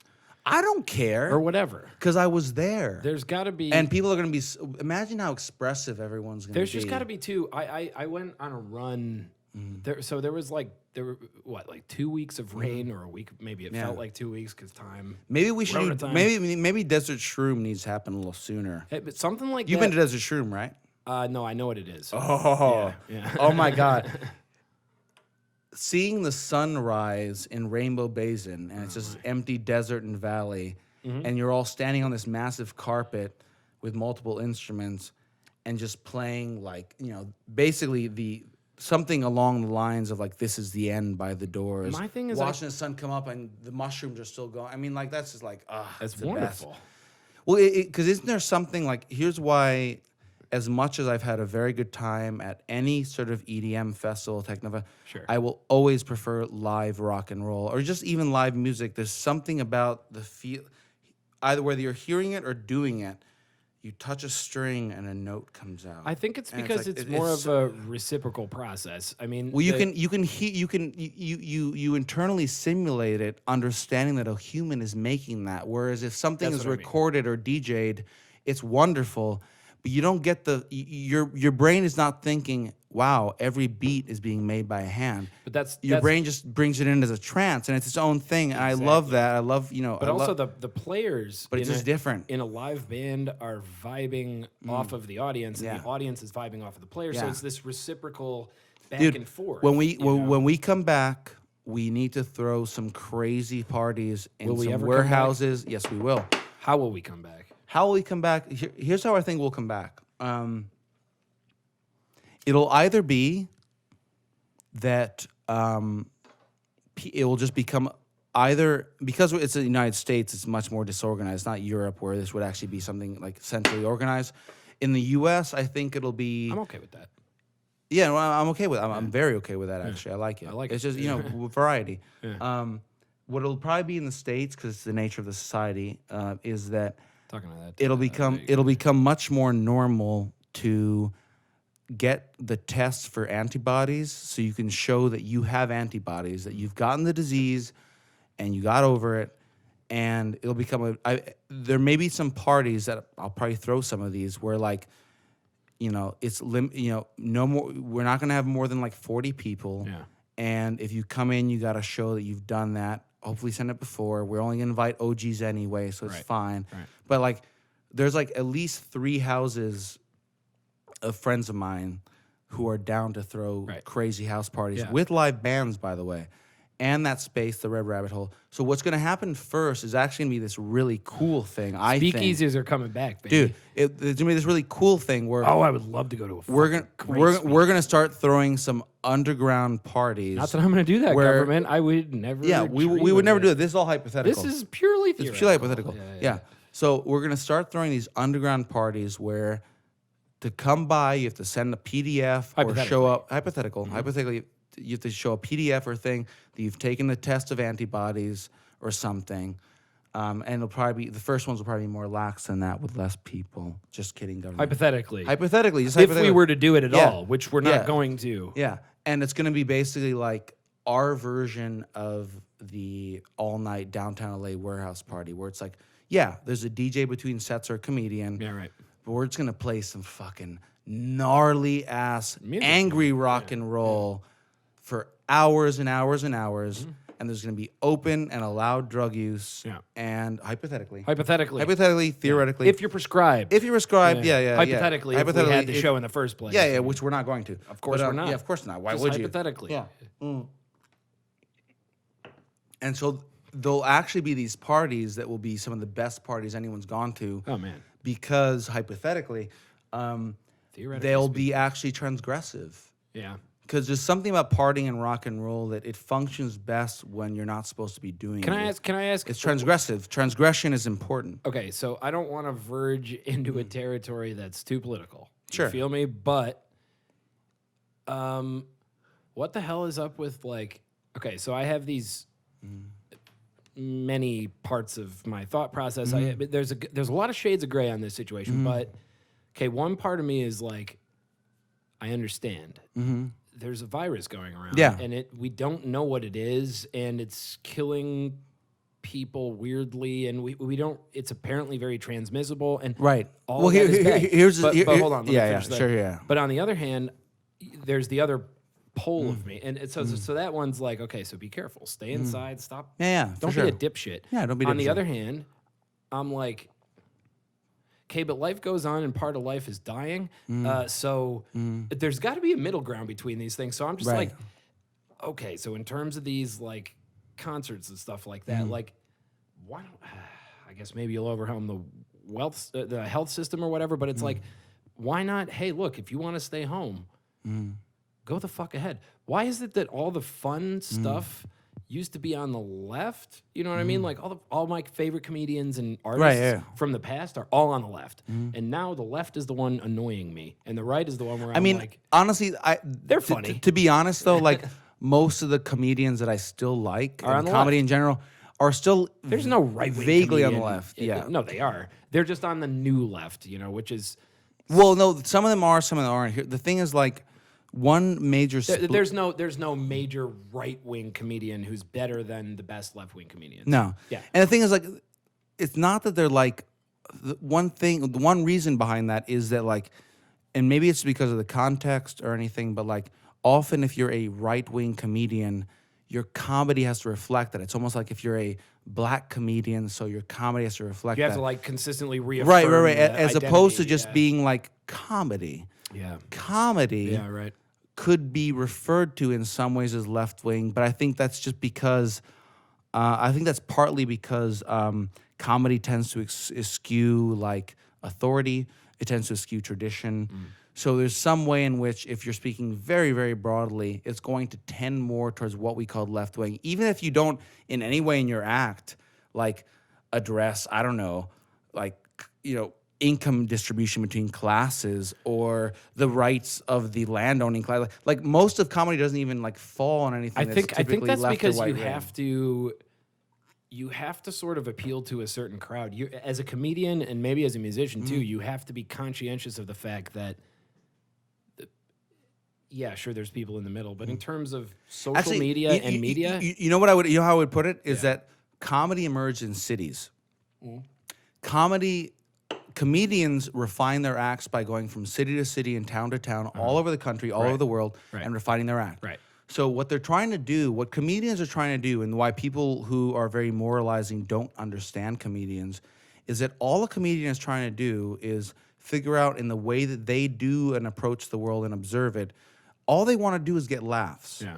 It doesn't matter what gets laughs. Yep. They're just trying to be funny. yeah, they're bottom And line we is all getting know laughs. what's funny, even if we feel bad or good about it. Yeah. So they're just trying to find what's funny. And so, as a result, since comedians tend to interact with more people in like cities and urban environments, they tend to refine their jokes usually around people who have encountered a large range of cultures and a large range of ethnicities and things like that. And so comedy as a whole tends to reflect a slightly more urban or cosmopolitan viewpoint, just because, not because it inherently comes from there, but just because it has to population accommodate it has to accommodate many viewpoints. Yeah. Comedy has to be funny to as many people as possible. Yeah, absolutely. Not to everyone, by the way. If something's funny to everyone, it's probably a stupid joke. Not that funny. It's not that funny. Yeah. And also because comedy comes from transgression, and as much as some aspect of the left has become non-transgressive, there's something about leftism in the context of the last, say, 200 years that is a little more transgressive inherently than the traditional sense of what the right is, only because the traditional sense of what the right is about preserving hierarchies, understanding the value of hierarchies, and tends to like be opposed to massive changes. And sometimes that's a good instinct. You need both of them in interaction. Right. But there's something about the way comedy works, because of all the things I just said, that I think makes it tend to lean left more. However, that's I because don't like comedians that go on stage and do their act to applause, because I think they're just Oh no, that preaching to shit choir. is dumb. They call it's that terrible. What do they call clap? That's not clafter? real. That's not real Clafter? comedy. The best comedians are people like, That's I'm like sorry, that, Louis C.K., Dave Louis Chappelle, C.K. Tom Segura, Louis Bert C.K. Kreischer, is the king Christina P. Like, since Joe Rogan, Rogan's good. Triggered Eliza is a great special. Schlesinger, Good. fucking. The Kings. There's some great comedians. George Carlin and Richard Pryor. Since then, George Carlin a- is. I would a take better- George Carlin over Richard Pryor. yeah. I honestly. mean, honestly, I would too. But I understand why people have an argument about those two comedians. Right. I just do. Yeah. Like, but Mitch since Hedberg. then, Hedberg Mitch is awesome. Hedberg Hicks is the is Groucho awesome. Marx of our generation. He is fucking awesome. Because he just but observed funny stuff. Since then, let's call the last great comedians Hedberg and Hicks. That's the early '90s. Okay, so the next great one is CK. Chappelle. Is Dave CK and Chappelle, exactly. Dave Chappelle and Louis C.K. Absolutely. So that's there's a long gap in between them. So when people are like, dude, No, but there are other ones. There's Kinnison. Like there are always Kinnison was comedians. '80s. Oh, that's true. 80s. Yeah. So you're talking about a. Kinnison is fucking. But the thing amazing. is, the problem here's the thing. Rodney The Dangerfield problem was with like 70s, establishing Louis C.K. and Chappelle as comedians that are the great ones now. they're the greats. But Bill Burr is up there. But Bill Burr is absolutely. Although Bill Burr and Tom himself- Segura is up there. But here, the only thing with that is that like Chris D'Elia is coming out. the way comedy works, like they were doing stuff in the '90s.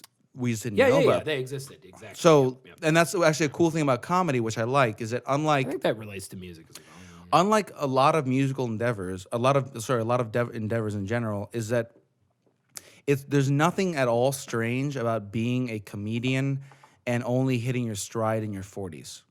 That is absolutely not strange. And that the only thing that shares that with that is like Japanese forms of like, martial arts and certain, there's like very few disciplines in the world where you're. Music shares it too. Do you Music know, shares it too, but there is that artificial, and it is artificial, bias towards people who are really good when they're still young and super hot. Well, yeah, duh.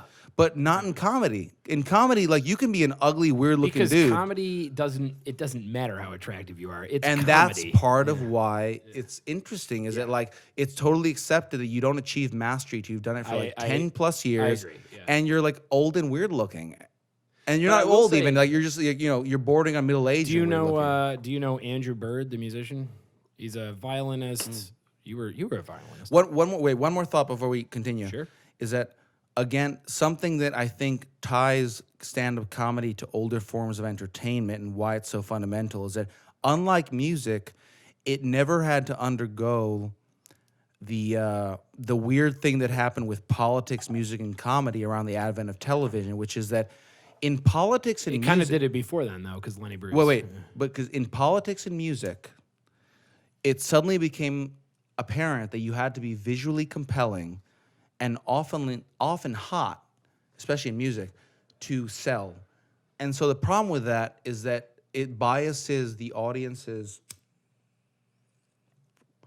and the participants towards like a certain kind of vibe that has nothing to do with how you talk, think, or play.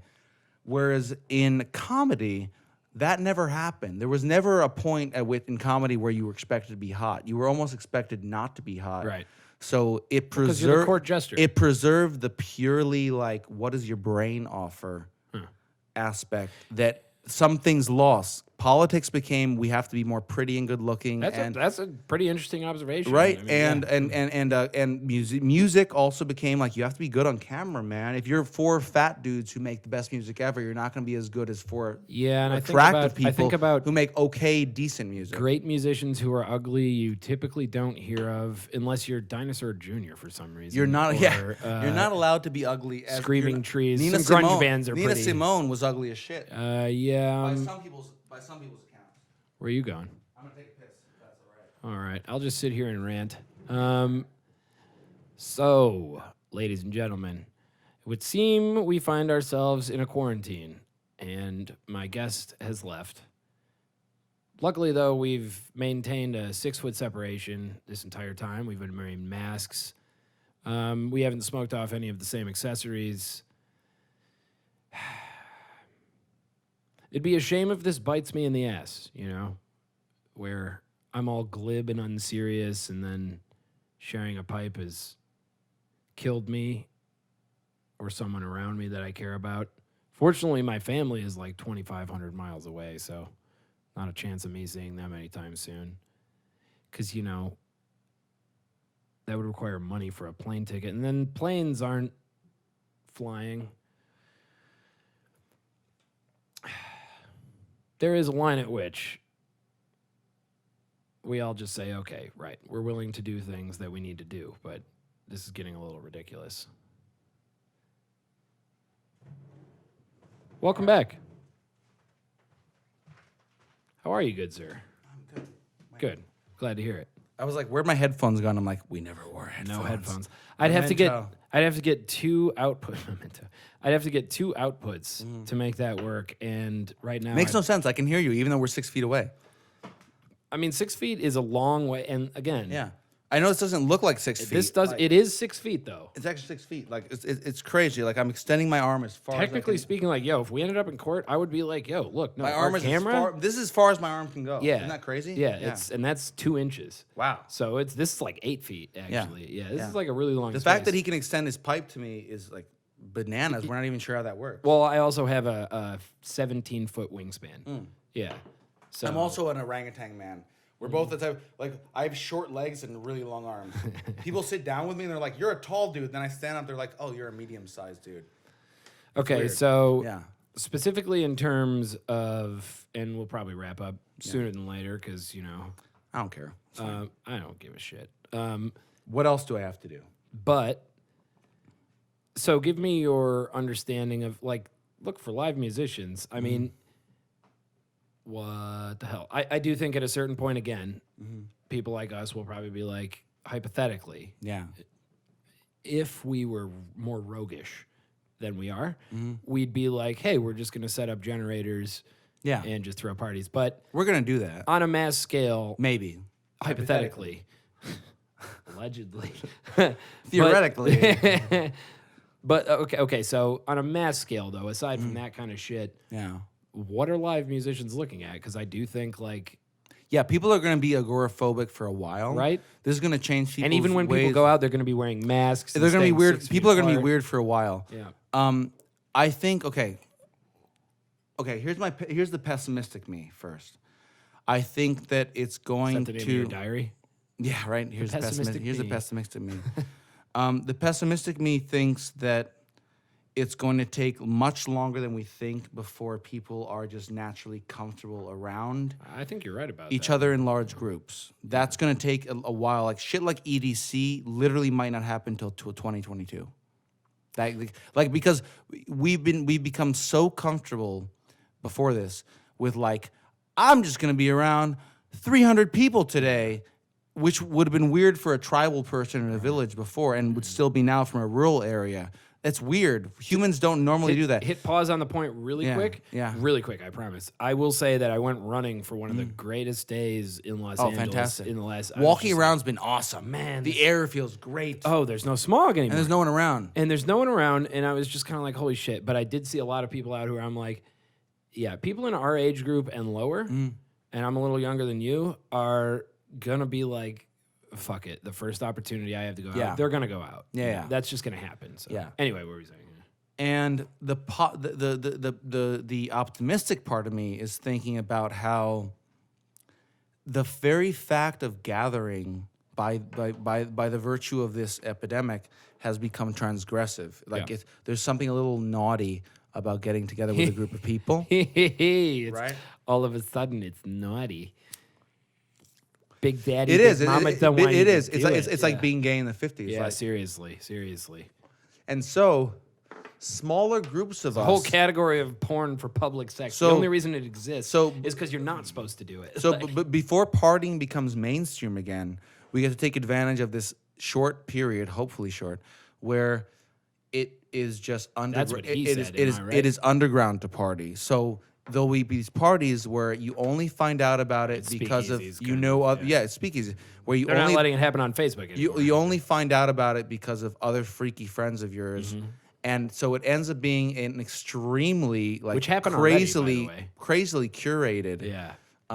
group of people who are all down to get weird, Hey, okay, so maybe we're occurring gonna, in weird locations where you can actually do this. So maybe the lines will be redrawn for better in an artistic sense because the only things that can crop up from that are just like who's got the fucking coolest party. I mean the coolest party, not like yeah, who's got just a party. I mean, who's got like look, you're gonna have to convince me to leave my home and risk COVID-19. yeah. You have to leave me to leave my home and risk a virus which could kill me. Yeah, no one knows what the hell is Okay, going here's something on. something I've been thinking about lately is like people, depending on the way they talk about it, talk differently about death. And so I was thinking, okay, this thing seems to have best case scenario a 0.1, right? 0.1 mortality rate, right? Best case scenario thus far are the ranges, up to 5% depending on your age range. So imagine if someone gave you a wooden box with a red button, and they said, "Hey,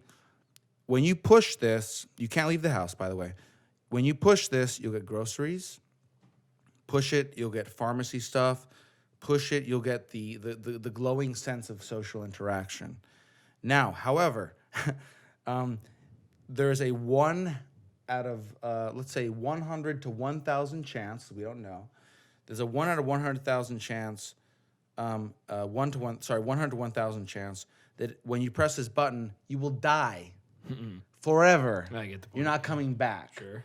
So, like, when you think about it that way, there's something odd about anything. Like, it just changes. It changes the way you think about the probabilities of life. If you were to think about it that way. Yeah, I 'Cause was it's gonna say odd. the math. Okay, so It's super low probability. I mean, like we deal with low probabilities all the time. If I were to It's just another if I were to low drive on the probability- highway at over 80 miles an hour, Yeah. my odds of dying are probably, well, not at this point, but they could have been a month ago, like the same as dying of this. Like it's fine. yeah.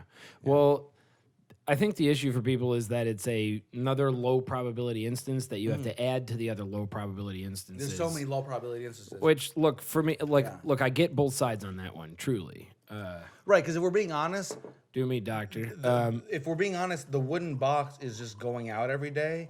And if you were to add all the probabilities, it's actually a pretty high probability you're going to die. But- it's like 5%. Right, but the thing is, like, look, I'm willing to accept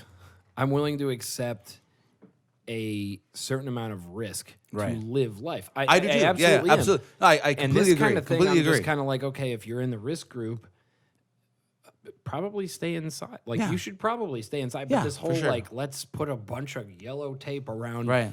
children's parks, yeah. play- It's Yeah. like, okay, we're seeing statistical evidence that, like, Right. young kids aren't dying. I'm sorry. Right. There's like Yeah. 7 of them have died. Right. And like the statistics for the people who have died under the age of 45 in America, it's like 113. Right. It's staggeringly It's super low, yeah. And so like, okay, yes, let's address the science and the math and figure out a way to carry on. You want to come say hi?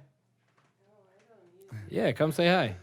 Why not? Well, I mean that's kind of that's kind of the gray area, which is basically like There are no shades of gray. I'm Moore. basically There going are like no shades there of are no gray. shades of gray. You will abide by one of 2 colors in this household. Yeah. That was like a combination of French, Nazi, and just silly Yeah, Monty Python. as I went voice. through, I'm just like, what is he trying to do? He's definitely speaking. What is he trying to do? But how is he speaking? Well, now you're officially on camera.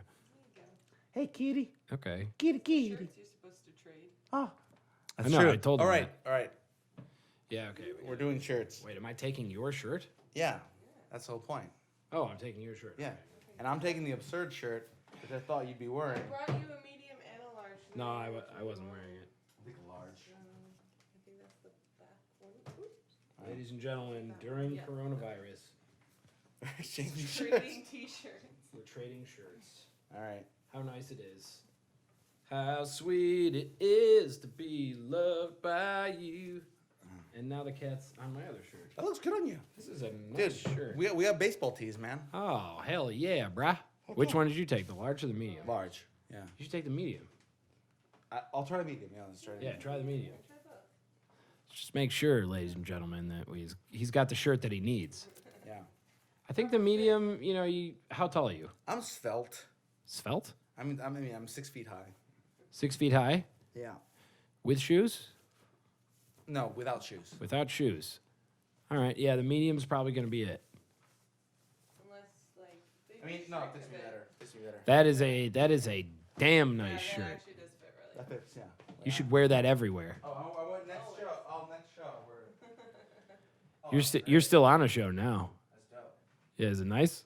Wait, next time I am on a show. That's You're correct. on a show. Wow. Okay, well we can Hey, wrap it guys. up. It's Yeah. easy. There's the last segment, Yeah. What's and that? it's very easy. It's wait, hold on. There's something. What the hell is this? There's some kind of piece of plastic. Is there? Oh weird. no! What is that? Is that a baggie? No, I think it's a sticker. Oh. All right. Well, let's Okay. Cool. get rid of that. Anyway, Yeah. So one more thing Yes. is, so we just dropped a single. I gotta do I do the punches or the what do you call them? The plugs. you can. We're gonna put them Yeah. in. Everything will be in links. Yeah. Because we got a But also, yeah, plug your we shit. have a new single called "Wait," which is like the Beach Boys with a little bit of acid, and a little bit of darkness, and it's fun. Seiko Navajas actually composed or was the main composer in the backing vocals. We had like 8-part harmonies. Really? I Yeah. kind of wanted to ask about that because the arrangement on that song is amazing. The range actually. is good, Yeah. right? Like especially the backing vocals come in very nicely. Yeah. It's a beautiful song. It's very Beach Boysy. Yeah. And then we have another song which will be our next single coming out probably in a month called Lata. It's like, do you like grunge? If you Well, like grunge okay, music, hold on. lots We of don't know when this episode will come out, so around when would that single come out? Around when? What day is it now in terms of date? It's the 41st, apparently. The 21st of April. 21st of April, right? 420 was yesterday. That's why I'm still loopy. We smoked a lot of weed Yeah, yesterday. same, Good Jesus. God. And brownies and all this stuff. I feel good. I feel great. Da-na-na-na-na. Muscles are fantastic. Yeah. Yeah. So let's see. If we're at 420, then yeah, somewhere between like the end of May and June, the next one will come out, or earlier. I don't know. It's called Lata, and Mr. Vampire. You Mr. follow Vampire. at Mr. Vampire on Instagram. yeah. So okay, so we're MRVAMPIRE. But say it. But say it into the mic. Mr. without the dot. MRVAMPIRE. Dot band. On Instagram and on Spotify, we're just MRVAMPIRE, which is how we spell our name. It's just capital MR Vampire. And actually, we found out that you can find our music on Alexa, but you have to say, Alexa, play MRVAMPIRE. Mervin. Which makes us sound like a contemporary trap because trap you outfit. spell it MR Vampire. Because MRVAMPIRE, she'll say that's MRVAMPire. lame, dude. Isn't that weird? Algorithm should be able to. Okay. You would think, but I mean, All right. I So get everything is how their properly algorithm plugged. works. We got Yeah. the new shirts. All right. So Yeah. the last question. And the next song's gonna be Lata, and it's a disco and grunge song. And I would like to I'm hear the excited- last yeah, I'm question, excited dude. to hear this. I'm gonna show you after the thing. I That's the one Josh is gonna do the video of. am It's, one it's day. a disco grunge song, and I think that's a really yeah, I'm special thing. excited, It's so heavy. First song, this song right now, Wait, is like really sweet. I think it appeals to everyone. You can play it for your grandma. No, Wait is amazing. Yeah. And the next song, it can't be played for everybody. Okay. It's very nice. Enough with and this heavy. shit. Enough with this Enough with shameless this self-promotion. Plugging your bullshit band, who I love, but bullshit. It's all bullshit. Enough with wearing different T-shirts and all this. It's all a stupid charade. nonsense. We're all just ultimately self-promoting. We pretend like we care. Okay, and it one sucks. final question. Yeah, what's up? Which is, you're stuck on a desert island. Okay. Okay, desert island time. Yeah, Yeah. it's a fun game. Okay, Yeah. so basically, you're stuck on a desert island, and you can choose 5 artists to listen to for the rest Oh man. of your life, Oh, but good. you can't listen to anyone else. You can only listen to these Well, I 5 assume- artists. You can listen to their whole discography. I didn't think I'd be like on a desert island on Spotify and be like, oh shit, that one dude told me I could only listen to 5 artists. I think it'd be because I brought a vinyl player and like 5, Yeah, there's no. only 5 that's Okay, there. sure, That's fine. maybe Like, vinyl, oh, you whatever. can't listen to anyone else. I can't listen to anyone else. You're I'm on a restricted. desert island. You have 5 artists Yeah, that okay. you have to take with you. Sure. Who are they? All right.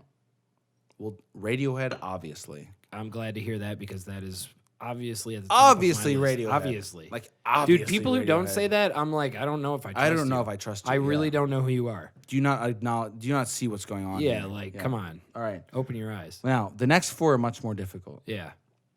I would say Nina Simone. Okay. Nina Simone for I sure. actually was just listening to her last night.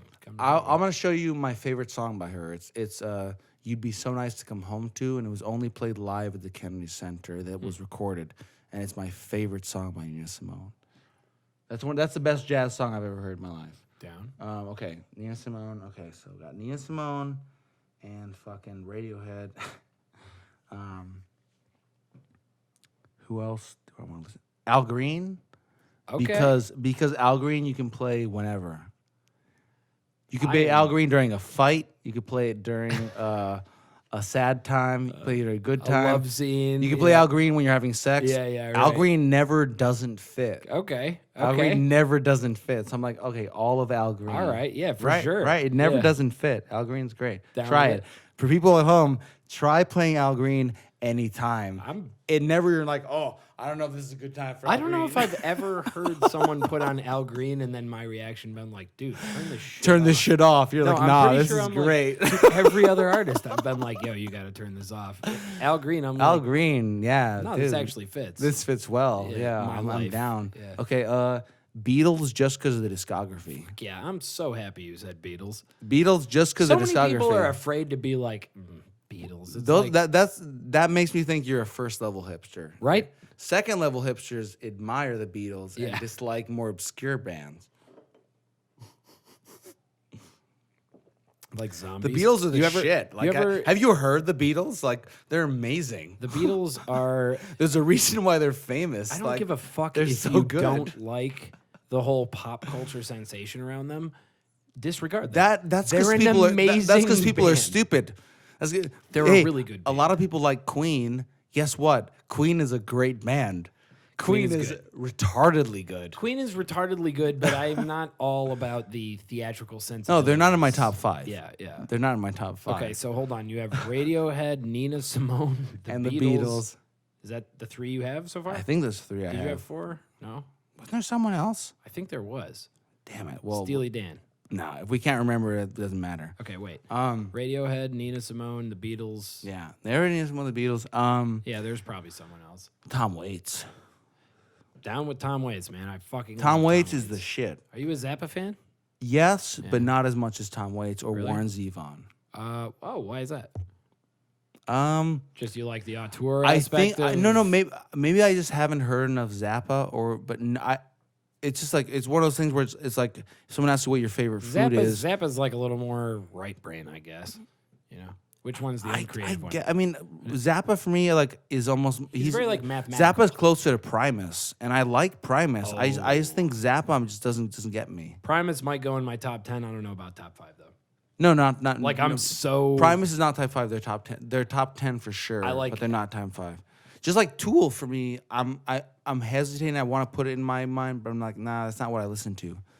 It's always even though I think it's one of the best bands, it's not what I listen to. Tool is amazing. Yeah, If I can listen to Primus- 5, okay, wait. So right now I you got have the Beatles, Nina Simone, Radiohead, Radiohead, and Tom Waits. Tom Waits. Okay. I get one more. In terms of like discographies that you get to listen to for the rest of your life, I know, Nina yeah. Simone's got a lot of shit, so that's Yeah. a good pick. Yeah.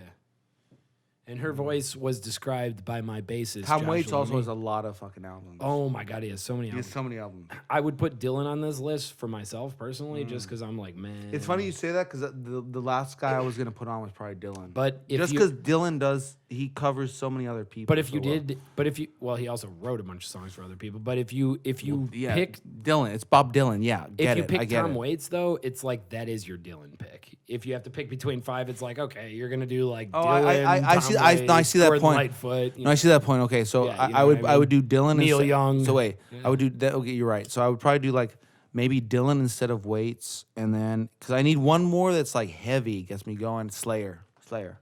Really? Yeah, Slayer's my last one. Yeah. Slayer. Yeah, dude. A life without listening to Slayer doesn't work for me. Really? Yeah, dude. Slayer's. I might be- Have you heard? They're the only band I know where their most popular song is, in my opinion, their best song, and it's one of the best. It's the best metal song. "Raining Blood" is the best metal song of all time. I might be too young to appreciate Slayer. Dude. I don't understand the Fucking context. Slayer, dude. Uh, It's just there's a level for wait. Here's the problem. Is that fuck no actually sorry, not Slayer. System of a Down. oh, System of a Down's awesome. Well, I understand System of a Down. No. System of a Down would be my last one of the five. Instead of Slayer. Because it's my favorite metal bands. But Slayer is right below them. Is The System problem of is a the Down System metal. of a Down They're is like just new metal. but their System of a Down's their own thing. Well, yeah, they're way better than. And they're heavier than almost anybody except for Korn or something. Like Yeah. They're very heavy. yeah, they're super heavy. They're them and Deftones. Dude, we just- them and Deftones. Like you've heard Weird that you Deftones bring- live. Weird It's that just you like- bring. Weird that you bring this shit up. Yeah. Because last night I got in an argument. Actually, no, we were all vibing out to BYOB by System of a Down, which is just, yeah, I get it. That's their most popular song. A lot of people are like, Prison Song, dude. Prison Song. I love Prison Song. Okay, They get so. But- I've seen but them live like BYOB 3 times. BYOB, that riff they're so is heavy. genuinely so good. Like it's really, really good. And then we were listening to someone else who we mentioned earlier. Well, I can't remember now, but yeah, it's weird. Like, yeah. System of a Down. That's the one. That's one I picked. That's my Okay, favorite. so your That's my top favorite 5 metal band. So your top 5 were System of a Down. Radiohead, System of a Down, I guess. Radiohead. System of a Down. Oh, she's you on my have a back friend. now. Radiohead. System of a Down. Nina Nina Simone. Simone. Leave it up to her. I forget what the. I already said the Beatles. Beatles. So it's Beatles, System of a Down, Radiohead, Nina Simone. Nina Simone, and Tom Waits. Yeah, that's about right. That's Or fine. Dylan. Oh fuck, Pixies. I'm missing Pixies. I need to kill someone for the Pixies. I'll kill Tom Waits for the Pixies. Pixies is like huge for me. Really? Pixies is my favorite, like top 3 bands. Okay. Oh yeah, Okay. Pixies and Radiohead are my favorite. I know. bands. By the way, Actually, yeah. So Pixies point and of this Pixies and question- Radiohead have to be in this. the yeah. point of this question They're my is, favorite band. I is love that them. it's impossible. There's no right way to answer. Right. Because No, on a given day, you might be like, oh, well, no, but I can say that for sure. I hadn't realized it till now. But Pixies and Radiohead, yeah, favorite 2 bands. If I have to pick 2, if I have to pick 5, they have to be in those 2. okay, I'm down with that. All right, cool. All right, well, we figured that out, and Wait, tell me your favorite joke, and I'll tell you my favorite joke. And maybe we should do 3 each. oh, I don't think I have a favorite joke. Okay, well, tell me a joke. I'll tell you a joke. Dude, I'm really bad at this, actually. Like, exceptionally. Tell me Really? a joke. Yeah. Well, at least you're really good at it. Yeah. So, wait. So a goose walks into a bar, Okay. and the bartender comes up to the goose because he's interested. He's like, a goose just sat on the bar chair, kind of like a person. And he walks up to him and he says, hey, how can I help you? And the goose says, you got grapes? And he says, I mean, no. I'm surprised that you talk, but I have nothing even made from grapes. Unfortunately, we have no wine in this bar. But I have brandy. Brandy is made from wine. And the goose just goes like, you got grapes? He's like, no. So the goose leaves. Next day, the goose comes back, and he walks in, and unlike a goose who would normally like maybe wander into a bar, he jumps up onto a chair and like looks expectantly at the bartender, like he's there to get a drink or do something. And the bartender's like, this is super weird.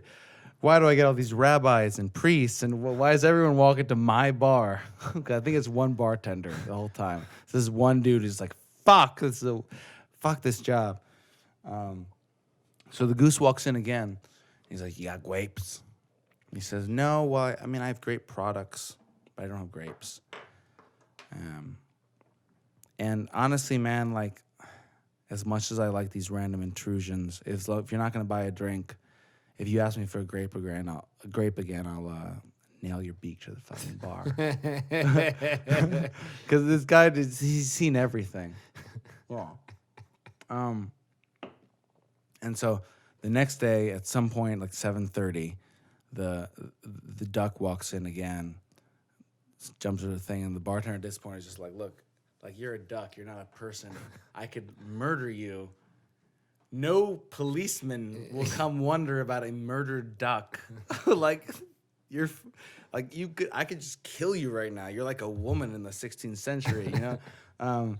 And so the duck is there, and he says, you got a hammers? He's like, no, I don't have hammers. It's a bar. I got a drink. And he says, you got nails? The bartender's like, no, none at all. He says, you got grapes?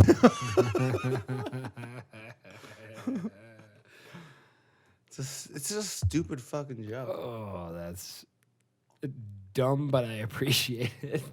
Yeah. All right. Tell me a joke. May this podcast blissfully send you to a peaceful sleep. May our rock and roll. I like our rock and roll t-shirts. Yeah, they're nice. Those are good. The baseball tee looks good on you. The Make America Absurd Again tee looks good on you. And we made it so it look like you're kind of like Iron Man. Like, you got a fucking thing on your chest, the little in that fucking place where we expect something to full be. heart. Yeah. All right. Well, Leo Christov Moore from Mr. Vampire. Ben Fuirg. From the absurd. Good night. Yes. The fuck.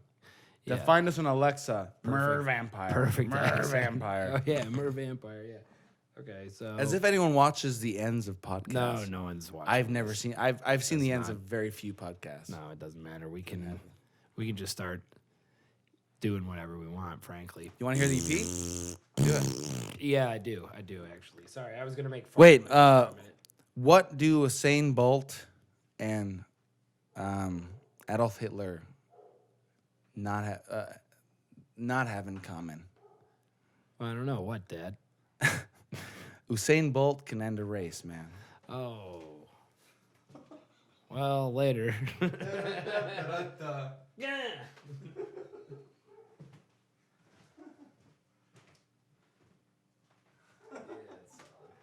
That was fun as fuck, man. Yep. Dude, I like talking to you. We should do it like off camera occasionally. Hell